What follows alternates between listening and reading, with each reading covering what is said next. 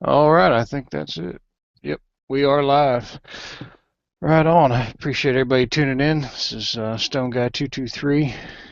Got Mr. Gun Websites with us tonight, Hey, thanks for the invite.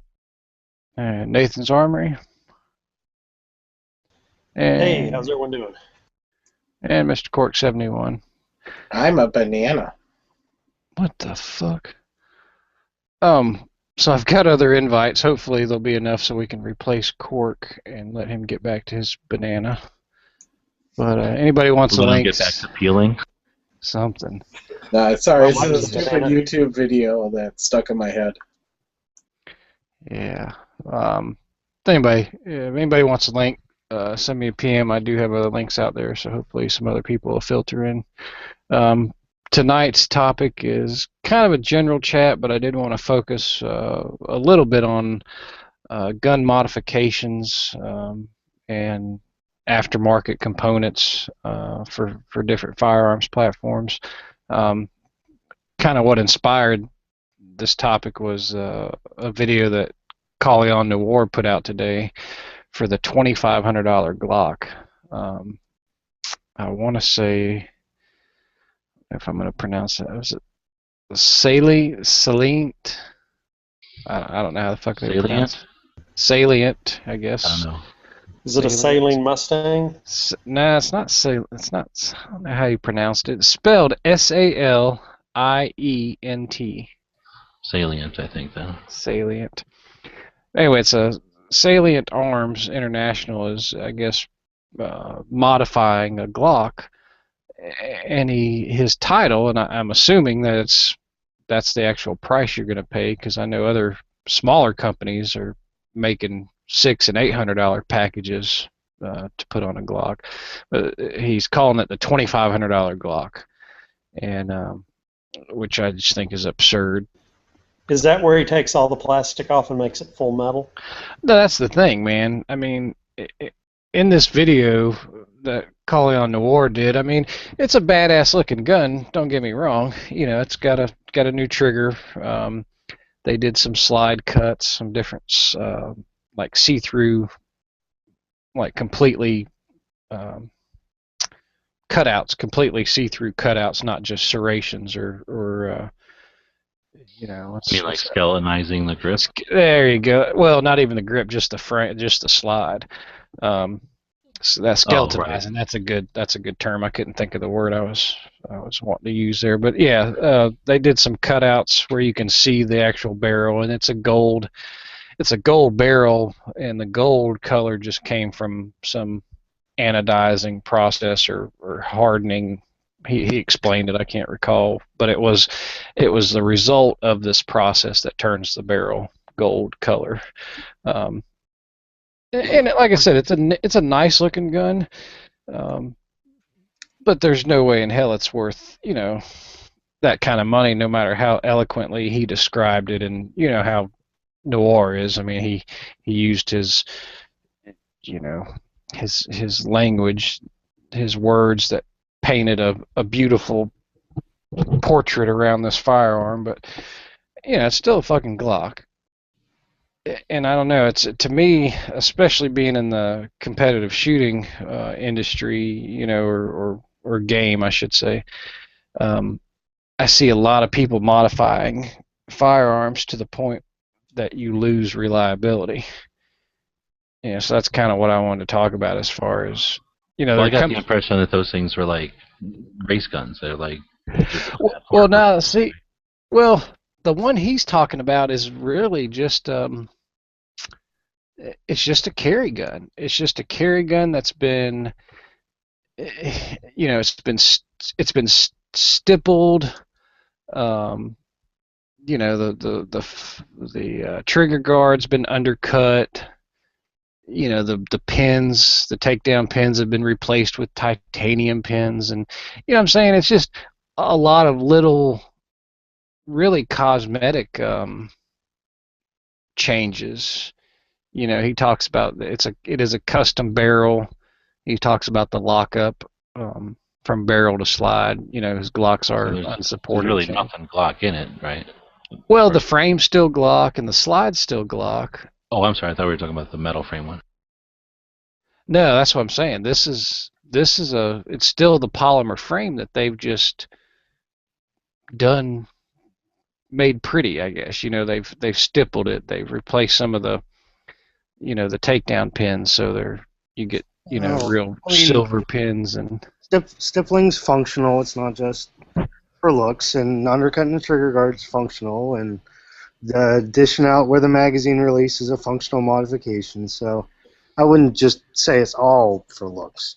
But it's with an aesthetically pleasing right. way instead of just like utilitarian grip tape and Right. whatever. exactly. Yeah, But I then didn't if you mean got to a race discount car the. or something, you're gonna, paint it to look cool. And if you've got even the guys that are shooting nowadays have those. What do you call that? A jersey or shirt or whatever that has all their sponsor names on it. They try to make those look cool.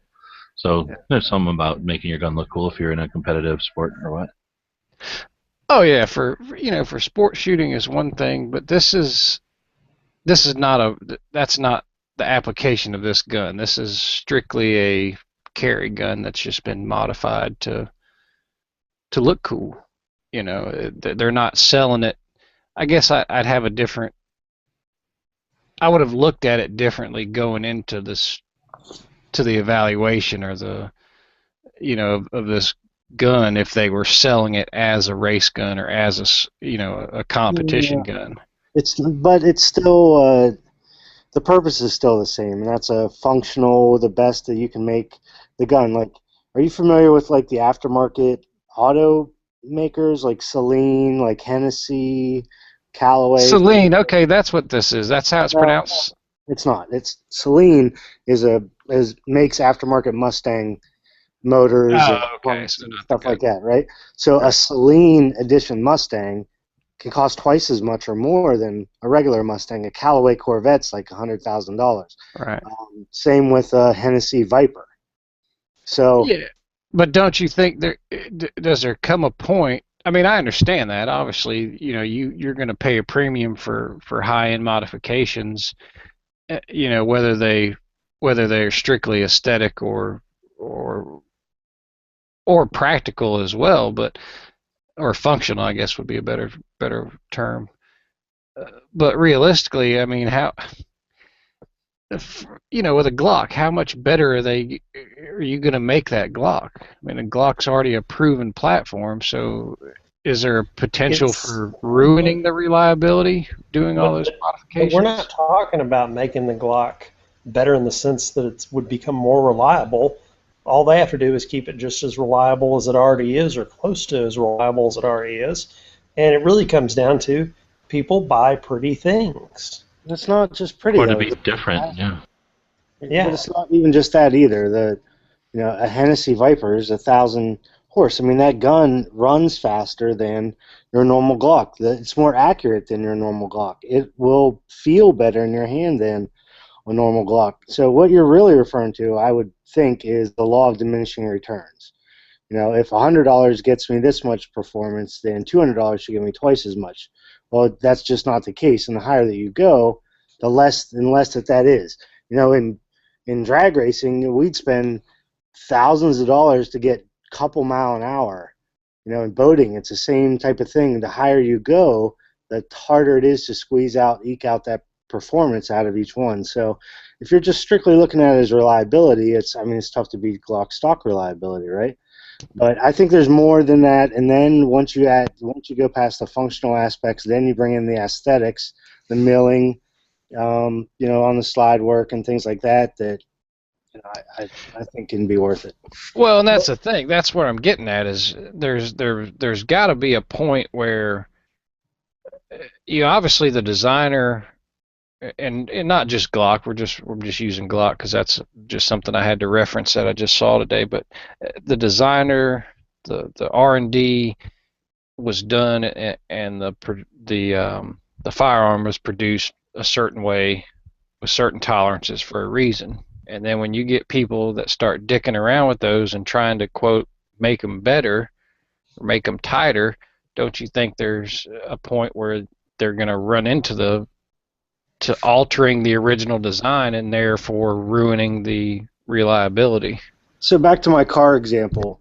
This is what you're paying the extra money for in a salient gun, and that's their research and their own parts and things that they are hopefully building a reputation around that you don't run into. I could add twin turbos, to my car and maybe be pretty close to what a pro shop does it, or someone who does it every day or knows the ins and outs and the little tricks, and maybe they have a patent for certain things that I'm not even aware of even exist that make that gun or that car run better. So I'm not so apt. I think you have the potential to screw things up, especially when you do things like lighten the slide and things like that. But I think that the bigger names, ATEI, those guys, that's where they're building a reputation, in that they don't make them less reliable. If anything, they become more reliable while becoming more accurate. Remember, there's that balance there, right? So, yeah, they want to make their guns more accurate while maintaining the same reliability. In my opinion, those companies, those customizers have experience. That's what you're paying for as well there.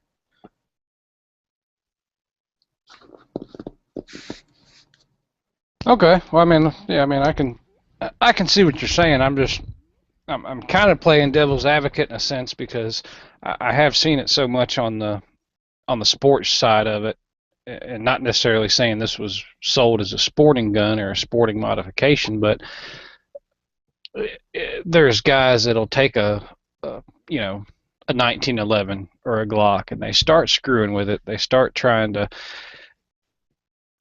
take weight out to speed up the cycle rate, and they ruin the gun, or the gun doesn't function as normal. They're always having issues with it. So that's kind of what I was throwing the question out.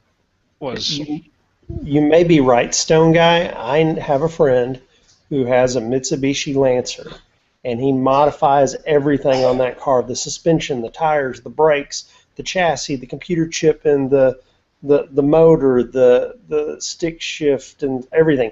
He fiddles with the paint job, the outside. He does everything he can to that car.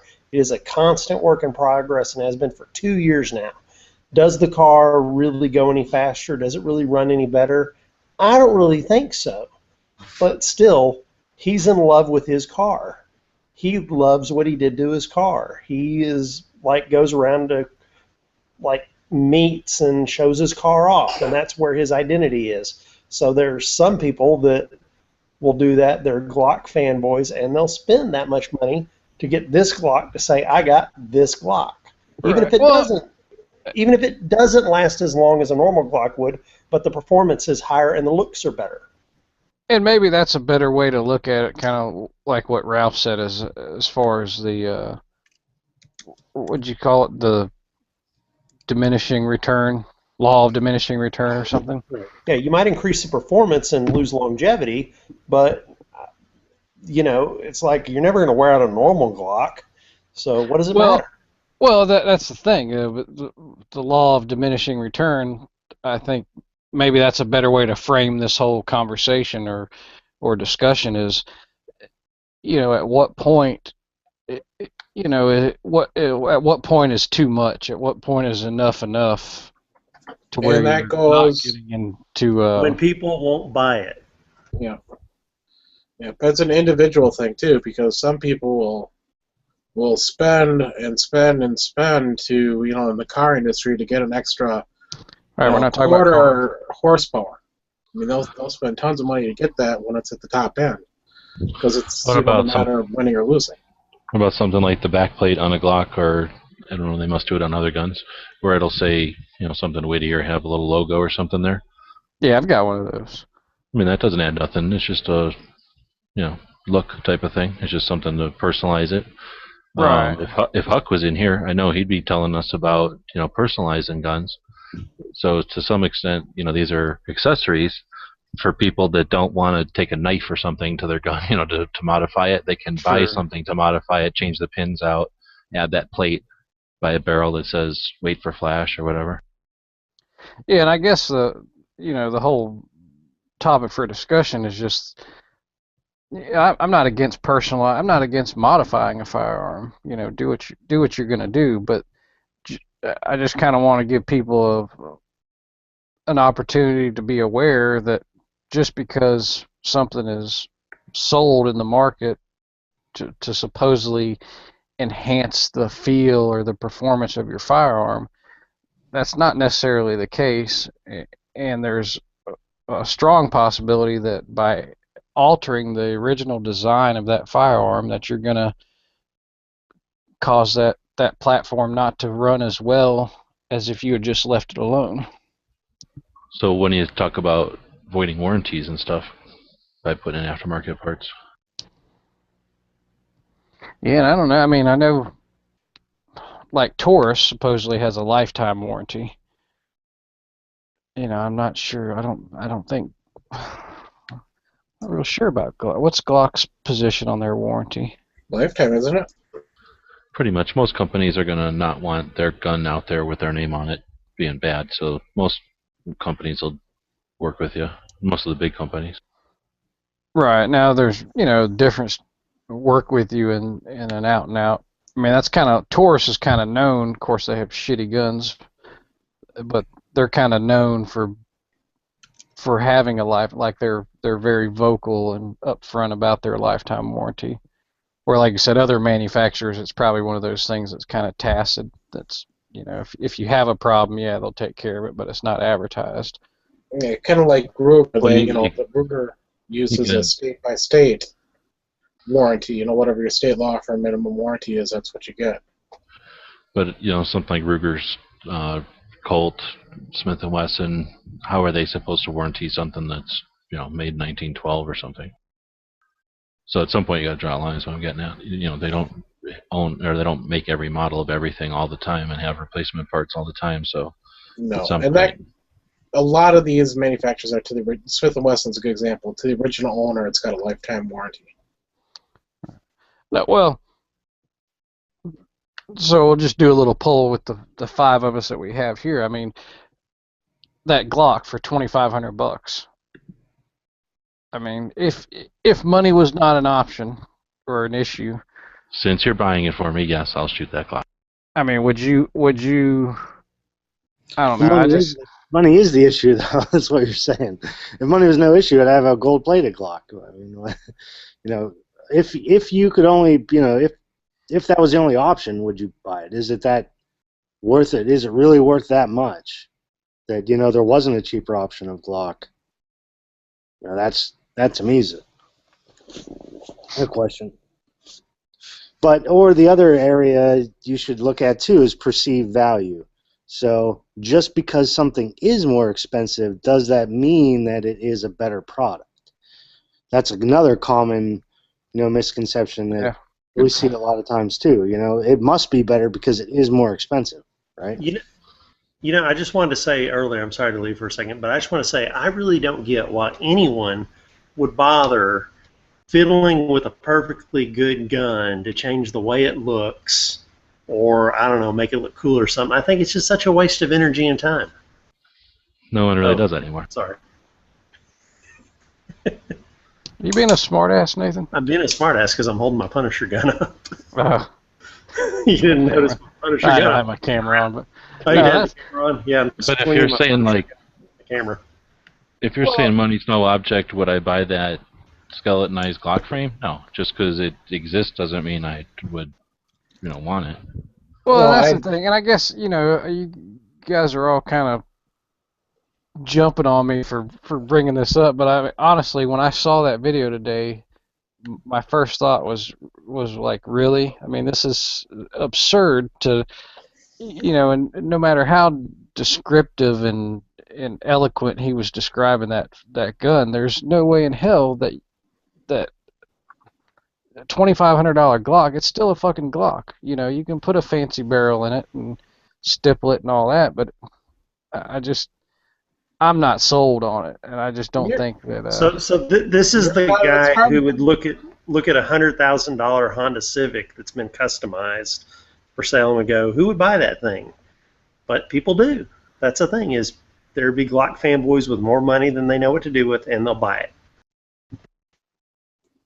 Yeah, and I guess, like I said, the topic of discussion was just the fact that just because something's modified from a custom shop or from one of these, you know, aftermarket companies that specialize in, repurposing, basically say remanufacturing, because they're still using the same foundation of the weapons platform, but they're just embellishing it, I guess. They're capitalizing on the uniformity and availability of their parts of the platform, the popular platform. So when you guys it sounds to me like you're saying like somebody that buys like what's that show that was on about how they made motorcycles, or that Jesse James show where he made motorcycles? I mean, if he starts with a Harley, right? If he they start with a Harley or whatever brand motorcycle, take it down to the frame, mess with the frame, put different parts back into it, and then the person drives away with a, World War II themed custom bike. You don't go, oh, that's a Harley fan that just wanted to have a different kind of Harley. That's somebody who wanted a custom gun.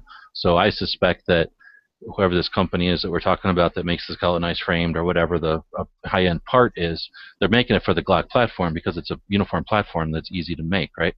Why would they make it for something obscure like a freaking 1907 Indian or Italian gun, right? They wouldn't. They'd make it for a gun that you can get parts for, so you can support the rest of their high-end gun with regular parts if you need to, or you can go to other high-end, Glock part manufacturers. And the person I think buying that gun isn't necessarily a Glock fan, just a person who wants a really nice gun.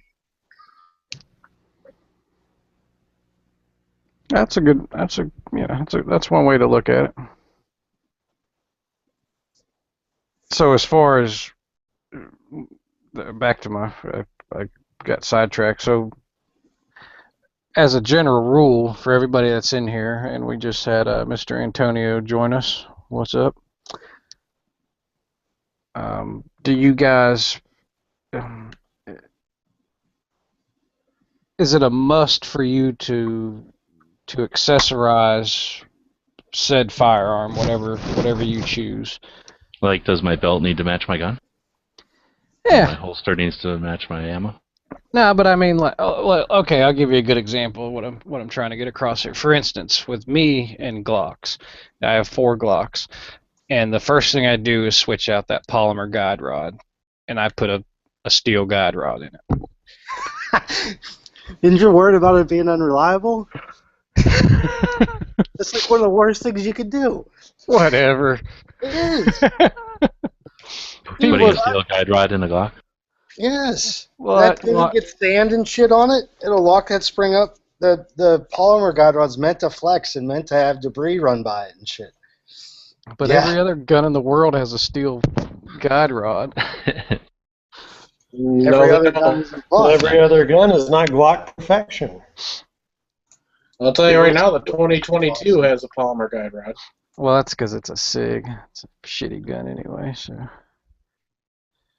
but honestly, so that's kind of counterintuitive to what I just was bitching about, because I'm guilty of the same thing. I mean, that's like the first thing I do to a Glock, switch that guide rod out. So, is there something that you guys, like with your ARs or shotguns, is there something that when you purchase that firearm, like while you're sliding the credit card or writing that check, you already have it in your mind that I'm gonna change this or I'm gonna switch this out? Nope. Definitely on an AR, I'm gonna put a Tango Down on there because that's the way I like to interface them. So I think everybody's gonna say the same. Unless you're trying to still, sample, then you might think, okay, I'm gonna definitely try a different pistol grip on this one. But for me, it's Tango Down pistol grips on AR. Yeah, I mean, similarly, well, just to add similarly what Tango Down or the palms on AKs, because it's basically the same grip. I always on an AR have to put a sling mount on the back faceplate because they don't typically come with those. And they got to be able to hook a sling onto it. I mean, that's how you carry the stupid thing around. And then, you're talking about where your buffer tube. A Noveski receiver end plate? QD receiver end plate? No, I just do the standard loop and slot ones where you can either do a... Okay, but same concept, basically replacing the receiver end plate with a part. I agree, that's way you're not adding something to the tube or adding something to your stock or whatever, you got it right there. That's one thing I always do, and the second thing I always do is I take the standard handguards off and put a free float handguard of some sort on it, just because just my belief is barrels should be free floated in modern rifles. That's cool. Yeah, And you can attach lots of cool crap to them. And I'm going back to Ralph because I really did. I didn't think of it like Ralph brought it up, and I think that's what I'm going to stick with is the law of diminishing returns. Because I think for most of us that can spend, $20 for a back plate on a Glock or $30 for a QD mount, something like that. That's obviously practical, functional, and worth the money for something that's going to make that weapon system easier, more enjoyable, a little personalized versus, like with that Glock, spending $2,500 on a Glock that's really not going to get you much, other than having a cool gun that, like something that, what's that poker player, Ralph? That badass dude that we all wish we were. Dan Bilzerian. Huh? Yeah, Dan Bilzerian. What's his name? Dan Belzinger? Bilzerian. Bilzerian, yeah. Bilzerian. Yeah, like, something that Belzerian would have, then, but other than that, it's really not going to give you that much, a better performance or... He buys ZevTech Glocks anyway. Yeah, and I mean, hell, I would, I've got a couple ZevTech components for the Glocks, but I'd love to have one, Wouldn't you want to just buy one that's done? Like if you had the money? Like, oh, yeah, definitely. I mean, I would. Yeah, making sure this part's reliable or knowing if this titanium striker is the right weight for the spring and this and that. Why don't I can just pay a company that's already got it all done for me and like they'll warranty it. Ultimately, I was going to say, ultimately, I would want a Glock race gun done by ZevTech, something I could shoot open with. There's starting to be a lot more, STI by far still kind of has a monopoly on that market in sport shooting, but there's starting to be a lot more open Glocks out there. And so they're, still the basic foundation of a Glock, but what does open Glock mean for people that ain't? Well, it's that when they take the Glock and it would be considered an open gun because it's got optic on it, such as like a reflex dot. It's generally ported because you're going to shoot, and obviously your barrel's going to be different. They're going to rechamber them for a 38 Super or a 9 Major, so you're shooting a lot hotter load. So basically the whole gun's remanufactured to be able to support those higher pressures. And I don't know if anybody have ever heard, or seen an actual race gun with the big port on the end. I mean, it's a very loud, obnoxious pistol, but they shoot great, and they're. Well, I just thought of another example, like a set of Parada high heels or a set of really high-end high heel shoes. I mean, $3,000-$4,000 for a pair of shoes. Really? I'm sitting there looking That's at your them example. going, Shoes. Well, you wanted to those bring it are- something the court could relate to. those aren't comfortable. They're not going to last any longer than any other How shoe. the fuck would you know what comfortable high Because heels I are? know They? things. And In other words, he wears them on the weekend. But you got to realize it's about style and look and prestige. There are times when somebody comes over and they're like, the reason I souped up that Kimber was so I'd have a Kimber that looked like the Punisher gun. Why? Because I wanted to. Did it cost a lot of money? Not as much as one of these Glocks, but it was a big waste of money. I'll admit it. I'm right with you because I ordered that little comp for $50 too, because of you, might I say. But but yeah, it's cool. It makes it, and I think that's where you have to draw I guess the distinction between your overall intended purpose. If you know going into the purchase that, look, I'm going to buy this strictly as a as an aesthetic, something that I think I'll enjoy looking at, something that's going to make it look a little cooler, and going into it that it's really not going to improve the functionality or the dependability of said firearm, then I think it's easier to justify that to yourself. But if you fall into the marketing trap of aftermarket components making a mediocre firearm all of a sudden some great firearm, I think you're fooling yourself. Yeah, but we're talking about What marketing, sales, money, desire of people. I mean, it's what makes the what world goes round. what It's what sells crap. what model Glock did they start with? For the race gun, Yeah, I mean, was it a 22 or do you know? 35. So 35, they replaced the slide or they modified the slide? I want to say they replaced the slide. Because then you could start with anything. So, but either way, I was just going to say if they start with 35, that's an expensive one to begin with, right? So what do those run? $600? Yeah, about that. So I For mean, just right the there, stock. that's six. And then you start changing things out like a trigger. I mean, I don't Right. know. I'm just assuming there's not a heck of a lot of labor because it's a Glock, unless you start talking about milling a slide or something where it does take time on a machine. Right, and I think the But only you keep saying 2,500 like they sprayed some paint on it. I mean, it sounds like they probably upgraded each individual part. And going back to that car analogy, you change your what? I'm trying to remember back the stuff I used to get polyurethane on my old cars, to replace the rubber. That alone didn't make it a race car. But then, you put on some stiffer springs or something. That alone didn't make it a race car. You put on a header or something, and you just do different things, and they add up. So I mean, they keeps saying 2,500, like it's not worth it. But I don't even know the gun we're talking about. But I'm just wondering if there's all these different aftermarket parts on it, and you had to start with a $700 gun. It doesn't, that hard to get to 20. Would you say 2,400 with some labor? right. No, well, the one I'm talking about was the Glock 19 that they modified. So you're talking a $500 gun that they've got $2,000 worth of parts and labor into.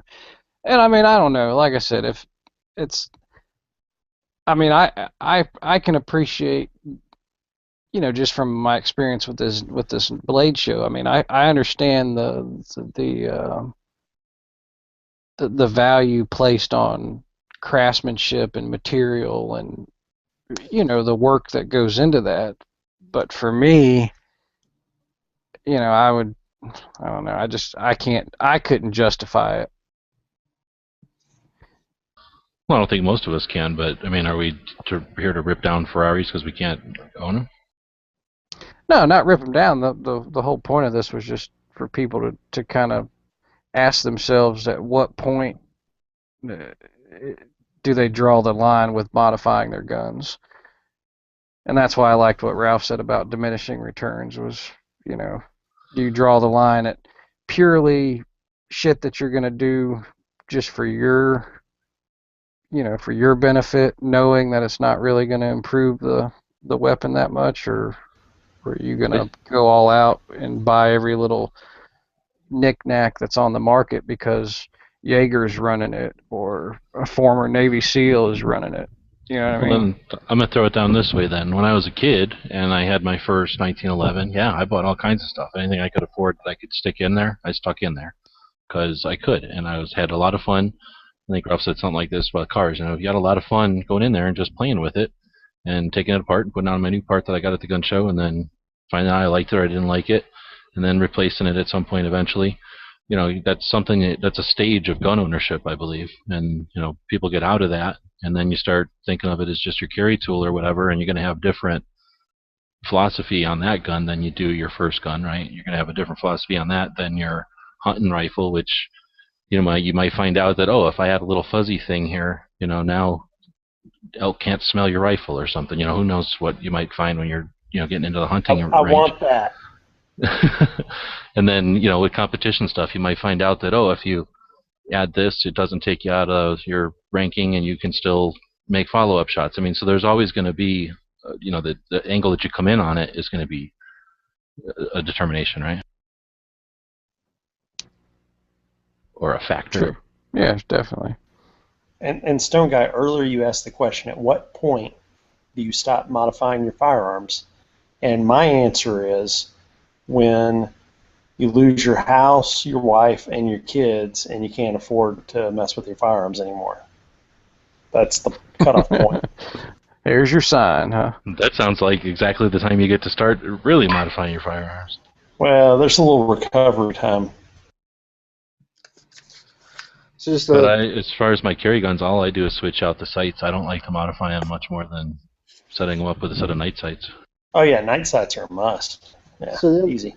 I'm believing less and less in night sights are a must, to be honest with you.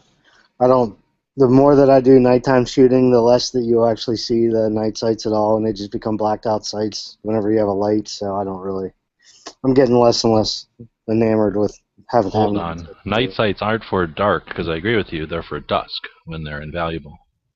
Such a small window there, and I think I hopefully would still... every single day, twice. Every single day, twice. I understand, but I'm also saying it's a relatively small... I'm saying it's there, but I still think, I don't know, I know this Stone Guy just brought us in here to have this kind of controversy. This is how he gets his money. Real quick points on the factory guns and why they're expensive. One, they carry a warranty. None of your tinkering around is you're going to send back to Glock, and they're going to send it back to you, in that modified state.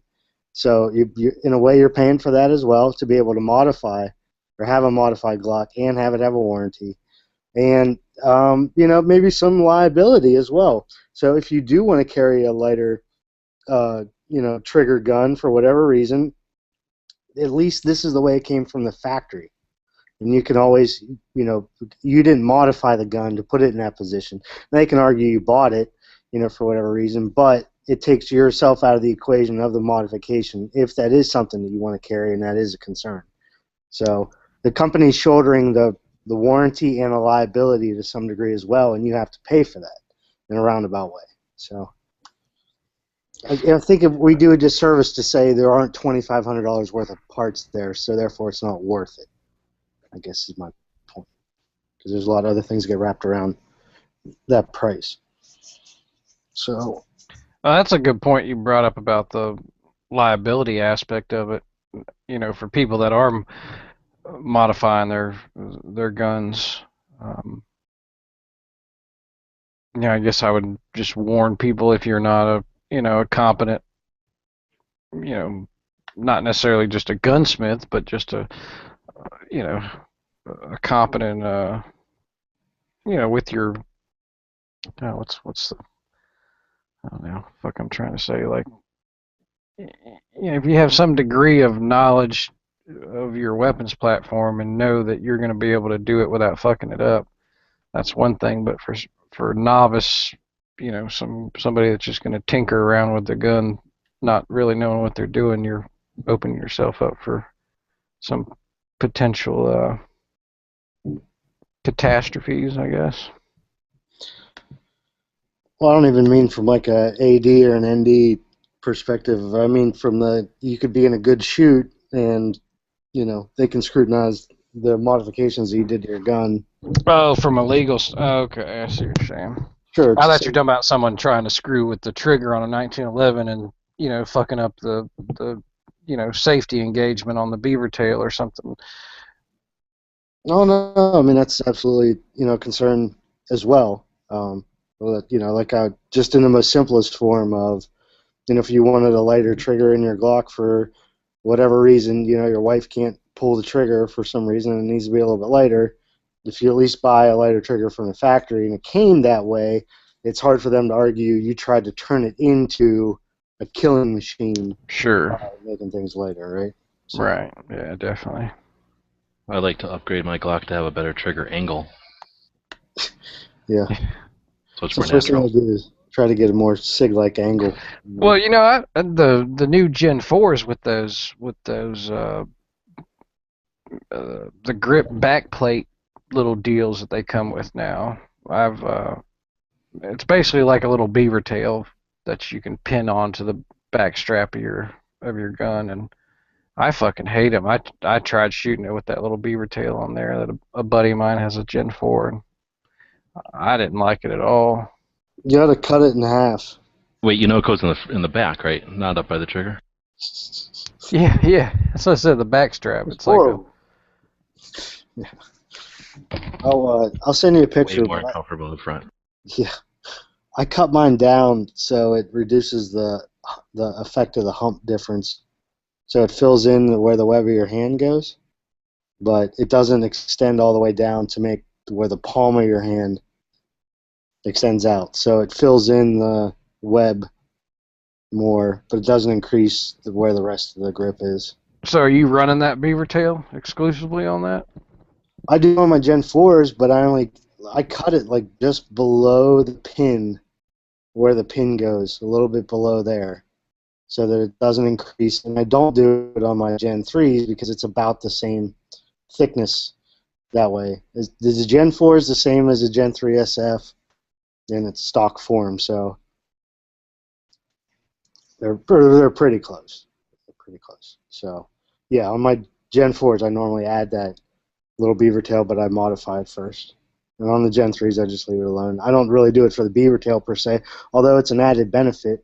It'll help you get your hand in position quicker. I don't need it because I get slide bite, but I don't see it as being needed so much that I add it to my Gen 3s, Right. I just like the grips to feel pretty consistent between them. That seems to work. So with all the accessories and aftermarket parts and pieces and knickknacks that are out there on the market, how many of you guys purchase strictly based on advertisement or hearsay, or the fact that some operators endorsing it versus actual trial and error? For me, if 3 different YouTube channels endorse it, then I'm definitely buying it. It's all about suits for me. I go after, I guess, feedback from after-action type of reports from classes. I think that's a great resource. I like to read them just because I like to read them. And the side benefit is you get to hear about things that worked or failed. So I like to get, not only from myself, but the guys that I shoot with mostly are also like aware of that kind of thing. So we'll get together, and then we've each gathered what we've learned, and then when we come together, we get, same as we're doing here, we get to see what's consistent. Like, okay, everybody agrees this brand sucks. Everybody agrees this is the way to go. So get a pretty good idea from as close to real world as possible, I think, because you get, why would the percentage of people lying there is going to be outweighed by the amount of people that don't care. They're just given actual data. I like to go by track record. I mean, if something comes out next week, I'm not going to go run out and buy it, no matter what. Like if it's a Pat pistol or something, doesn't matter. Well, Pat pistol. Yeah, I mean, that should have been, that doesn't count. An AK-47 pistol, but like, say if someone comes out with a new optic next week, I'm going to give it a little bit of time, or, I don't know, an aftermarket thing. Like a light. Like, I wouldn't even get those, there was like a new light company, like Elzetta. Yeah, Enforce. What was the other one? Enforce, right. Enforce. They're just too new, so like, I have to wait and see, kind of thing. Yeah, I kind of broke that a week ago, by the way. You broke one? Yeah. See, have you guys seen Girk's video where he can just pull it off of his Glock rail? Yeah, well, I thought that was an M&P. Oh, it was an M&P. Okay, so it doesn't happen on my Glock, but then I was gonna say I put it on my M&P and it falls right off. So, well, it didn't happen on my Glock either until it fell on the ground and busted off, and now it doesn't have near the spring tension. Like, it doesn't snap on like it used to. Speaking of that, when you asked like what kind of accessories or things we change, I definitely put a light on pretty much every gun I'm going to carry. Yep. Started doing that as well. Well, you guys are extra Illuminant. Is that a word? illuminated. Yep. Illuminati, I think. I wish I could put a light on my gun and carry it every day. That would be awesome. It's too much weight, I think. I need to count the ounces. It's so much of a burden to have to know what you're shooting in the evening. That's why I only do stuff in the daytime anyway. I get home by Do dark. you carry your light on your primary carry all day, or is it just for the house? Definitely, because most of the time, if I'm in a building, it's the building that the lights can go out on. Especially right now, we're in a thunderstorm season, so lights can go out. Think of like being in a Walmart or Kmart. Not all of them have skylights. I mean, flashlights are nice, but you got to remember they have a built-in light in every gun. It's called muzzle flash. Good point. Warning shots. They're illuminating shots. There you go. Well, I couldn't see, so I decided to fire my gun to make a bright light. It's like a torch and an alert at the same time. Yeah. When you guys did the warning lets shot me real see quick. things, and it warns the other person that I'm going to send bullets their way in a minute. What was it, like Russian Spetsnaz or something training? I was watching on YouTube real quick, just in terms of warning shots. They do this thing where they're like, their gun is like at low ready and they're telling somebody back off, and then they just kind of like shoot the ground right next to where the person's standing to really let them know, like, I'm serious, like, get away. Have you ever seen that on YouTube?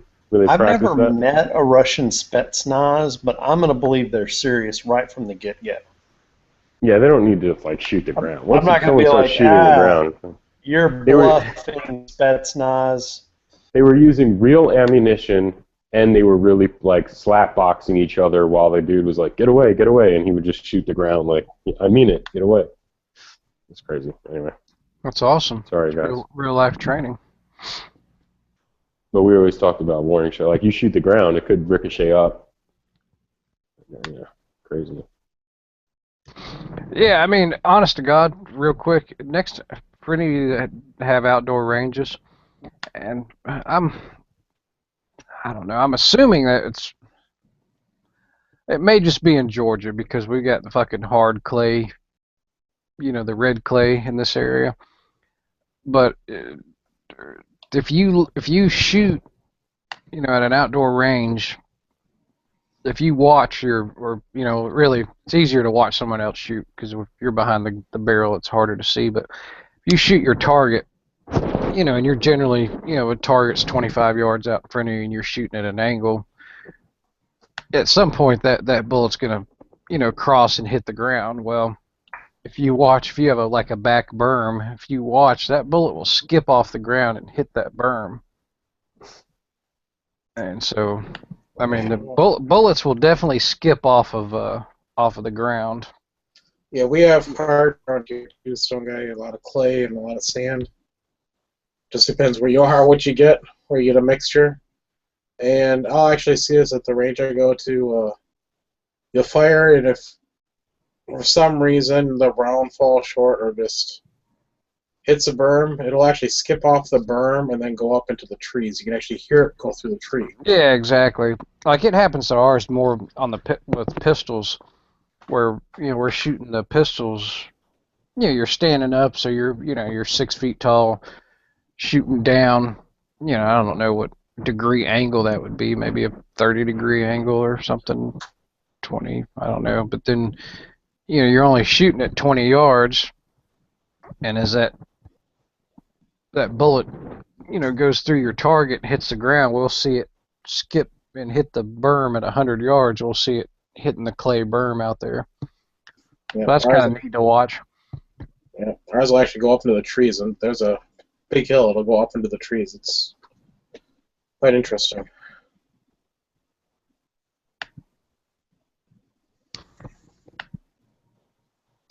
All right, so then we'll get to the gear part of this, but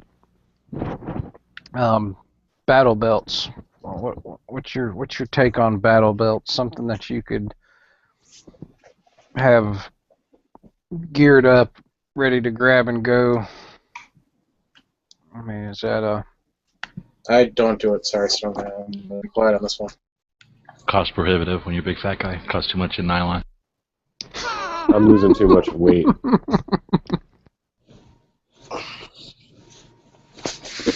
You have a couple of them. So do you guys have rigs that are a grab and go, something that you've got set up that if you had to get out of the house in a hurry, you could grab one thing and that would pretty much have your... I've seen it go. options in it? If you don't count Cowboy Days, I've seen it go back and forth with battle belts like at least 3 times in my as long as I've been around the shooting community. They've come in and out of favor multiple times, and I suspect they'll continue to do so. Anyway, Yeah, that's my take on it. I've never really worked with a battle belt per se. I've seen a few people with them, but every time, playing airsoft and doing other shooting activities, I either go with the standard holster setup on a heavy duty rigging belt with just a couple magazines and a pistol holster, or I go all out with a full assault vest and mags galore. Battle belt's the halfway in between, and I've just never used it.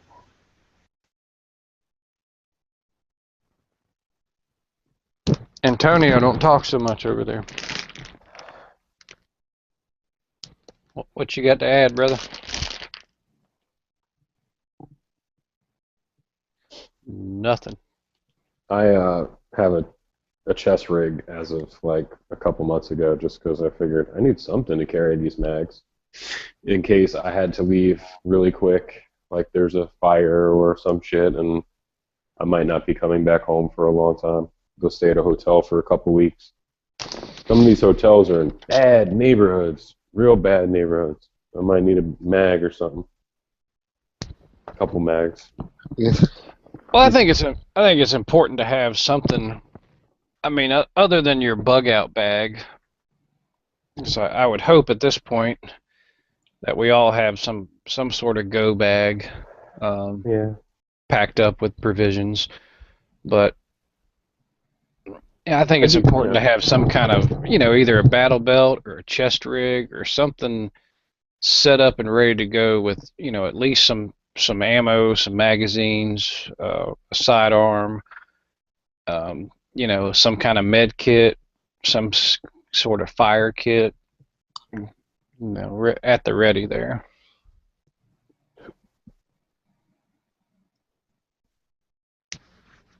Yeah, something, I don't know.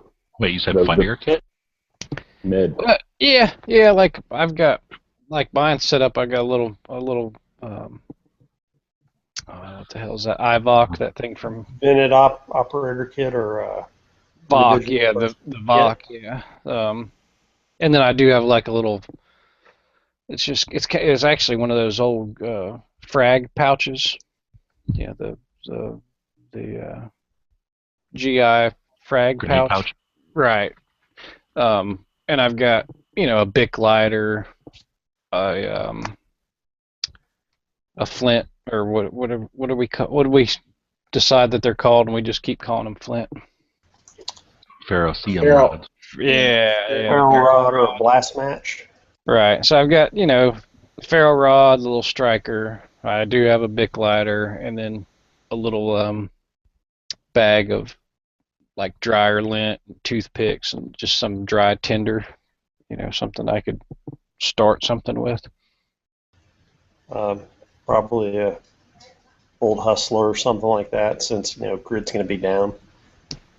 Well, the glossies don't burn real well. No, I mean I have my my assault vest all rigged up and ready to go with mags and everything in case of an emergency, and I can grab an AR and grab that, and then a backpack with the gear in it. And I just I like the ability to have the hydration and the stuff, and then you can drop the pack if need be and leave it in a place and go lighter and stuff. So, and then I also have the rifle. I have my assault vest and my rifle armor in 2 different carriers, so that I can go light or go heavy. No, that's you brought up a good point. Something I didn't think of. How do we feel about those camelbacks? I honestly, I don't have one. It's something I've been thinking about getting. I like They're them a lot. awesome, dude. Yeah, Once you they're get them, you awesome don't go back. for hiking and stuff, or if you're going to be out all day. They're not very big. They don't have to be very big of a setup. Like it could be you could basically just have the bladder on the back. What about It's really minimal. Once you get the convenience of sipping water anytime you want, you don't want to not have that convenience. Well, how sanitary are those things? Oh, that's the thing. Oh my dude, my girl tried to Perfectly clean hers sanitary. out. Well, You're probably better going to than get eighteen. AIDS. You're probably Well, going to no. get AIDS, but it's worth it. What happens is they kind of do get kind of nasty tasting, and like looking up online, tried to clean it with I think one of them recommended like Alka-Seltzer tabs or something, and we tried that, and after that we had to throw that thing out. Like there was no coming back from that. So there are ways to clean them out, and you know if it gets too nasty, you just get another one. I mean they're not quite disposable, but you can clean them out. I have the only reason I throw out my bladders is if I develop a leak of some sort.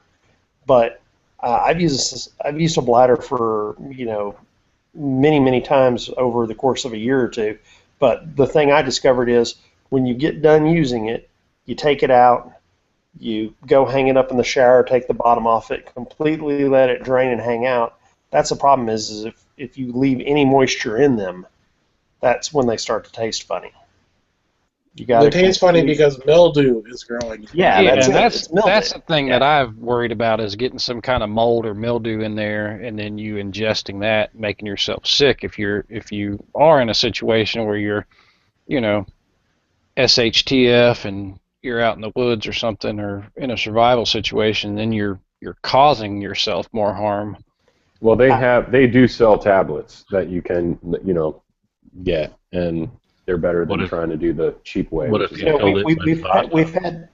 We've had a few 100,000 men in overseas testing these for about a decade and a half. I think they work.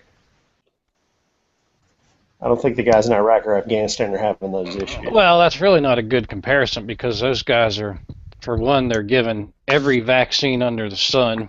They're given antibiotics. And that thing's going to dry out in about 4 seconds once it's empty. Yeah, I think they're a good idea, especially for like going camping, hiking, whatever. Just walking around, carrying a bottle of water is kind of stupid. When you don't have to, anyway. And now they got them those backpacks, like a day bag with the bladder in there. I think I even have my backpack I bought from Spec Ops has a lot of backpacks already have a little slot there for it, so they work on a lot of different backpacks.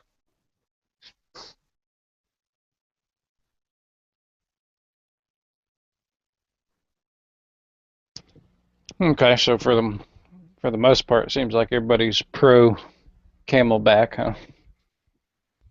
I wish they weren't called Camelback, but Because it's that's the derogatory. deal. Yeah, the good Camel ones aren't toes. called. Camel jockey. Well, I thought Camelbacks were the ones that started it. Like that's the original company. Yeah, Doesn't know well, the- I don't think. Yeah, it's like you call it a Xerox when it's a copy machine. They were the ones to get the big marketing name out there. Right. But now, Ralph, you're saying there's better ones now than Camelback? Yeah, I have one that I never use, but yeah, the guys that buy their own stuff over there, they don't get Camelbacks. It starts with a D. It's driving me nuts. Yeah, the military green ones have a lot better mouthpiece. The Camel packs are okay, but those green military bladders with the have a much better mouthpiece to use, in my opinion.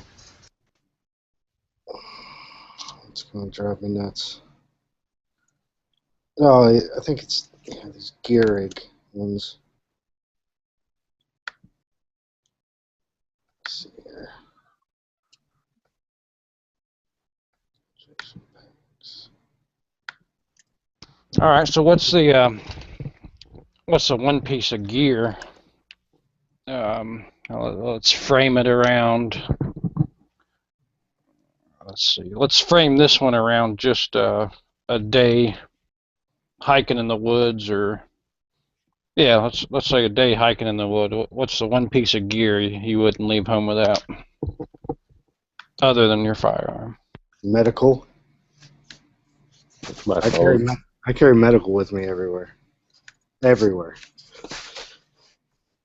My phone for sure. One. Besides my phone, I guess I would have to. A flashlight.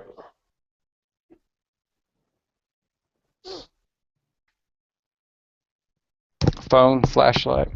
Anybody else? Jump in. Antonio. I'll answer for Antonio. And a knife. Phone. I'll answer for Quark. A kitten, A knife for Quark. I'll answer for Quark. or maybe a I warhammer. said a phone. Yes, man, I hike places where my phone don't work, so I'd Well, I much have a rather satellite phone. Really, I'd much really, rather you have can't even play like solitaire or something on it. I'd much rather have a tourniquet than my phone. Snap my ankle and I got bones sticking out or something stupid. Think of how many likes you're gonna get if you can actually tweet yourself bleeding out, though. Yeah, right. Or if I'm I had just my saying, dad, never like, been done before. wicked motorcycle accident. Here, let me whip out my phone. Like, I've only got 1 quart of blood left. Selfie. how about you whip out that 4x4? Fucking, oh shit. Israeli bandage. I carry a SWAT tourniquet and a Israeli bandage like everywhere. It's So my laptop basically, a piece of rubber that's what do you describe it? It's like a tissue, except it's about as long as a scarf. So it's like if somebody took a really flimsy inner tube Yep. and cut it into a big rectangle, and you wad that up, and it all together, it's about as big as a matchbook or a matchbox car or something like that. Not very big. And then that becomes a tourniquet almost on every limb, like an effective tourniquet, I meant. And then the Israeli bandage you talk about is like shrink wrapped or whatever, like vacuum sealed little green bag that's about twice the size. So together they're about twice the size of the size of two packs of cigarettes. Yeah, I use a Approximately. 4-inch. I have 6-inch, Z-Pack Israeli bandages or stuff like that, but I normally carry a 4-inch. And the bandage can hold itself, but the tourniquet can do a bunch of different things. It can assist holding the bandage, or it can actually add as a tourniquet. Or, if you use the normal soft T or the cat, there's just strictly a tourniquet. So that's why I kind of like the SWAT T a little bit better. Because you can use it to hold pressure on. Yep, I like it a lot better. You can do it with a sprained ankle. Did you say that? No. Or at least help a little bit with a sprained ankle, wrist, and other things that might come up that you need to fasten, I guess, for lack of a better word. Yeah, so if you want to talk priorities list, you're not going to do nothing like that with a cell phone. You're going to be lucky if it works, and then you're going to wait how long until someone comes out and gets you versus having something to affect. But you'll have something to do while you're waiting. Yeah, exactly. I have one of those kits in my car, and if I was going somewhere like hiking or some shit, I'll bring it. I got like an adventure medical kit, and I have a tourniquet in there, and I came with Quick Clot, and it's got some stuff in there. I had to buy the tourniquet. I don't know which one it is. I bought like a soft T or something like that. Twick. Forgot what it was. Either way, I saw a really bad accident the other day, like super bad, and I stopped, and no one was hurt. I mean, cars were like completely. I can't believe no one was bleeding. But I was, You're ready to whip out a bandage, huh? I was ready to say, hey, I have this stuff. Does someone know how to use it? Because it sure ain't me. There was tons of people on the highway, just stopped, just looking at the wrecks. I know how to apply this tourniquet, but do you know how to work my video camera? So why don't you try to apply this tourniquet and I'll film it? I can do the tourniquet. I just like I guess I could do the tourniquet. But I don't know about that quick clot stuff. I guess that's pretty simple too. Ma'am, are you all right? Is it okay if I put you on YouTube? All right, well, I'll call somebody then. Yeah, hopefully there'd be a nurse or a doctor there in the crowd.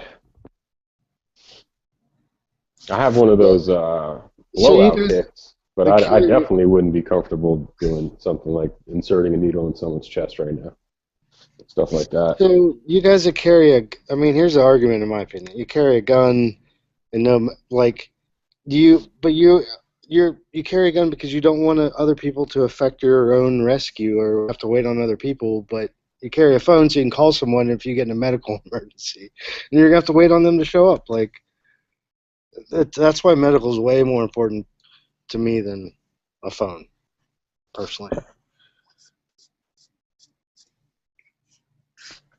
Yeah, I'm with you. I mean, I think they're equally important. I'll just put it this way. I've got like 300 pictures on Instagram, and you've got like 20, so I rest my case. I think it's important, but, one of those med kits, you patch somebody up, you still would like to get on the phone and get, like, come on, we need... Oh, then you have the option to. Then you have the time in which to do so. Or you can get someone to an area where you can actually get cell signal, or get a helicopter in there, or whatever. But without medical first, you might not be able to transport them. They might not make it through a phone call, or while you're trying to run around getting signal. Everybody's got their time to go. Are you going to play God every time somebody gets a cut on an artery or whatever? True. I never thought about it like that. That's true, though. We already have a God complex because of the gun we're carrying. Now we're going to carry first aid like we're going to save everyone. Yeah, exactly. Yeah. You want to have both the power of life and death? I thought you were going to say you want the power of Grayskull. I definitely want that. Well, everyone wants that. It's so rough. How much are we supposed to carry on our person every day? I mean, if we start carrying around first aid kits, too. It's pretty easy. The two things together are about twice the size of a pack of cigarettes, so some people carry it on their ankle so that it's out of the way. Some people carry it on like a little pouchy thing that looks like an old pager, like your cell phone pouch, old man pouch. You carry a gun that's way bigger, and you figured that out. So. Ooh, I carry mine on my pack. I don't carry it around on my person because I hardly ever get shot in my decades on the planet. But I do carry it on my pack because I do have a gun with me. And I agree with you that it's silly to take the responsibility of shooting a projectile, but not taking the responsibility of what you're going to do when that projectile hits something, or something you didn't want it to, or more importantly, maybe, possibly, if you get hit by something. Mm-hmm. So, and what is it? It costs nothing. My pack is the size of 2 soda cans, and I have a bunch of shit in mine, way more than he's got. So, and I just cram it into this little pouch, and it's just always, that far away from me. See, I keep my first aid kit and tourniquet in my car, and then I have another first aid kit in a bug out bag. So I'm usually in my car. So if anything happens, but like I said, like when I'm walking in a mall or something, I don't have anything on me.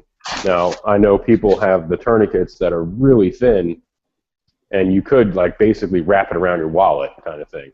You know what I mean? It's that small. No. Then all your money would lose its circulation. Yeah, that's what money. But, my money would lose circulation and turn green and fall. I used all my money to buy these stupid kits, man. Yeah, I had the first aid kit in the car, but I just can't see carrying anything more than I'm carrying right now. I'm trying to get rid of stuff to carry. Do you have a tourniquet in your first aid kit? Because I had to add it. That was like I bought a nice, really good quality first aid kit, and I had to go buy a tourniquet anyway. Yeah, there's a tourniquet in mine, and I think I had to get it set in a little while since I picked it up.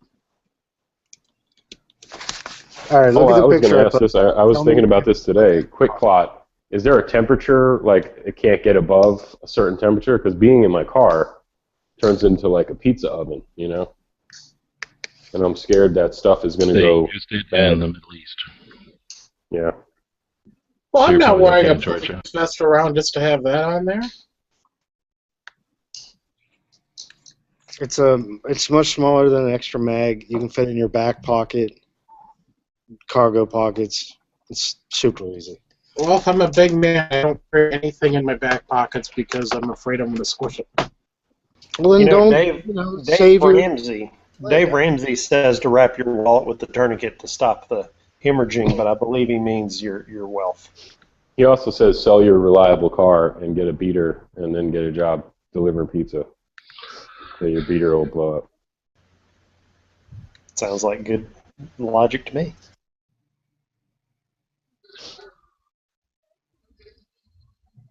That's the other thing. This chat is called Guns and Gear, and these things cost money, so might have to get a third job here, delivering pizza or something like that. But I had one question for Ralph. Was what the tourniquet that you have? Is it like thin enough? You said it was really small. What is the one you carry? I normally have the SWAT T. Okay, the SWAT T. It's basically like a big rubber inner tube flattened out. So like SWAT team, like SWAT, and then the letter T at the end. SWAT T. And I think I had like the TK4 or something. I forgot what it's called. Oh my God, you really have that one? Yeah, whatever the cheapest TK4 thing was. Yeah, that's the one I got. $6. Yep. Tourniquet 4, TK4, $6. So that's at least it's not expensive. Comes with instructions. This one's $12. It's a little pricey, dude. Yeah, I know. Just to save a limb. I mean, really. Is it that? A life. You That might one's lose the $12. limb, but I'm getting $14. You also realize you're way more likely to encounter a medical emergency than have to use your gun. So the likelihood of what you're carrying. Dress around your. Have you ever heard dress around your gun? I mean, how much harder is it to slip that thing in a pocket or something? Okay, so I found the SWAT T for $9.50. If you want to get real, if you really want to get real, then when I started carrying stuff like that and thinking more about it and carrying a light, and it's the responsibility of carrying a firearm for me is what I didn't decide, hey, I need to carry more crap around. I just, decided, okay, if I'm going to have a firearm, I'm going to have a light with it. Anyway, I decided to start wearing the pants that had more pockets. So for me, it's those Dickies that have the screwdriver pockets down the side. You can get them that look like normal clothes or whatever. They don't look like work clothes necessarily, but they give you that extra narrow pocket, and that's perfect for slipping a tourniquet or a little Israeli kit or something. And all that is just giving yourself such an advantage. Like, what if somebody falls down the stairs or something falls on somebody's thumb or something? You've got immediate clean bandage, and if it's somebody that you care about, or someone you don't. So in other words, you can change what you wear to dress around it, like Ralph was saying. So basically, go out and buy more pants. I got a coupon code you can use. Oh yeah, you got that coupon code? No, I'm just kidding. No, but yeah, the SWAT T I see for $9.50. The TK4 was like $6. I just got the TK4 because I thought it would be the slimmest, kind of most compact stuff, but whatever. All right, so backpacks, or is there one company or one pack that you could recommend? I mean, do you specifically go for the tactical bags with the Molly, or do you buy like a Jam Sport book bag? I need to know before I can answer if we're going to go for another hour or 2 hours or 3 hours, so we can answer appropriately if we're going to get into backpacks. Probably just another hour. 2 words. Ooh. 2 words for me. Hello Kitty. 3 for me. Made in USA. I won't consider anything else, and there's so many to mention that are made in USA that we could go on for hours, I think. I prefer made in Canada.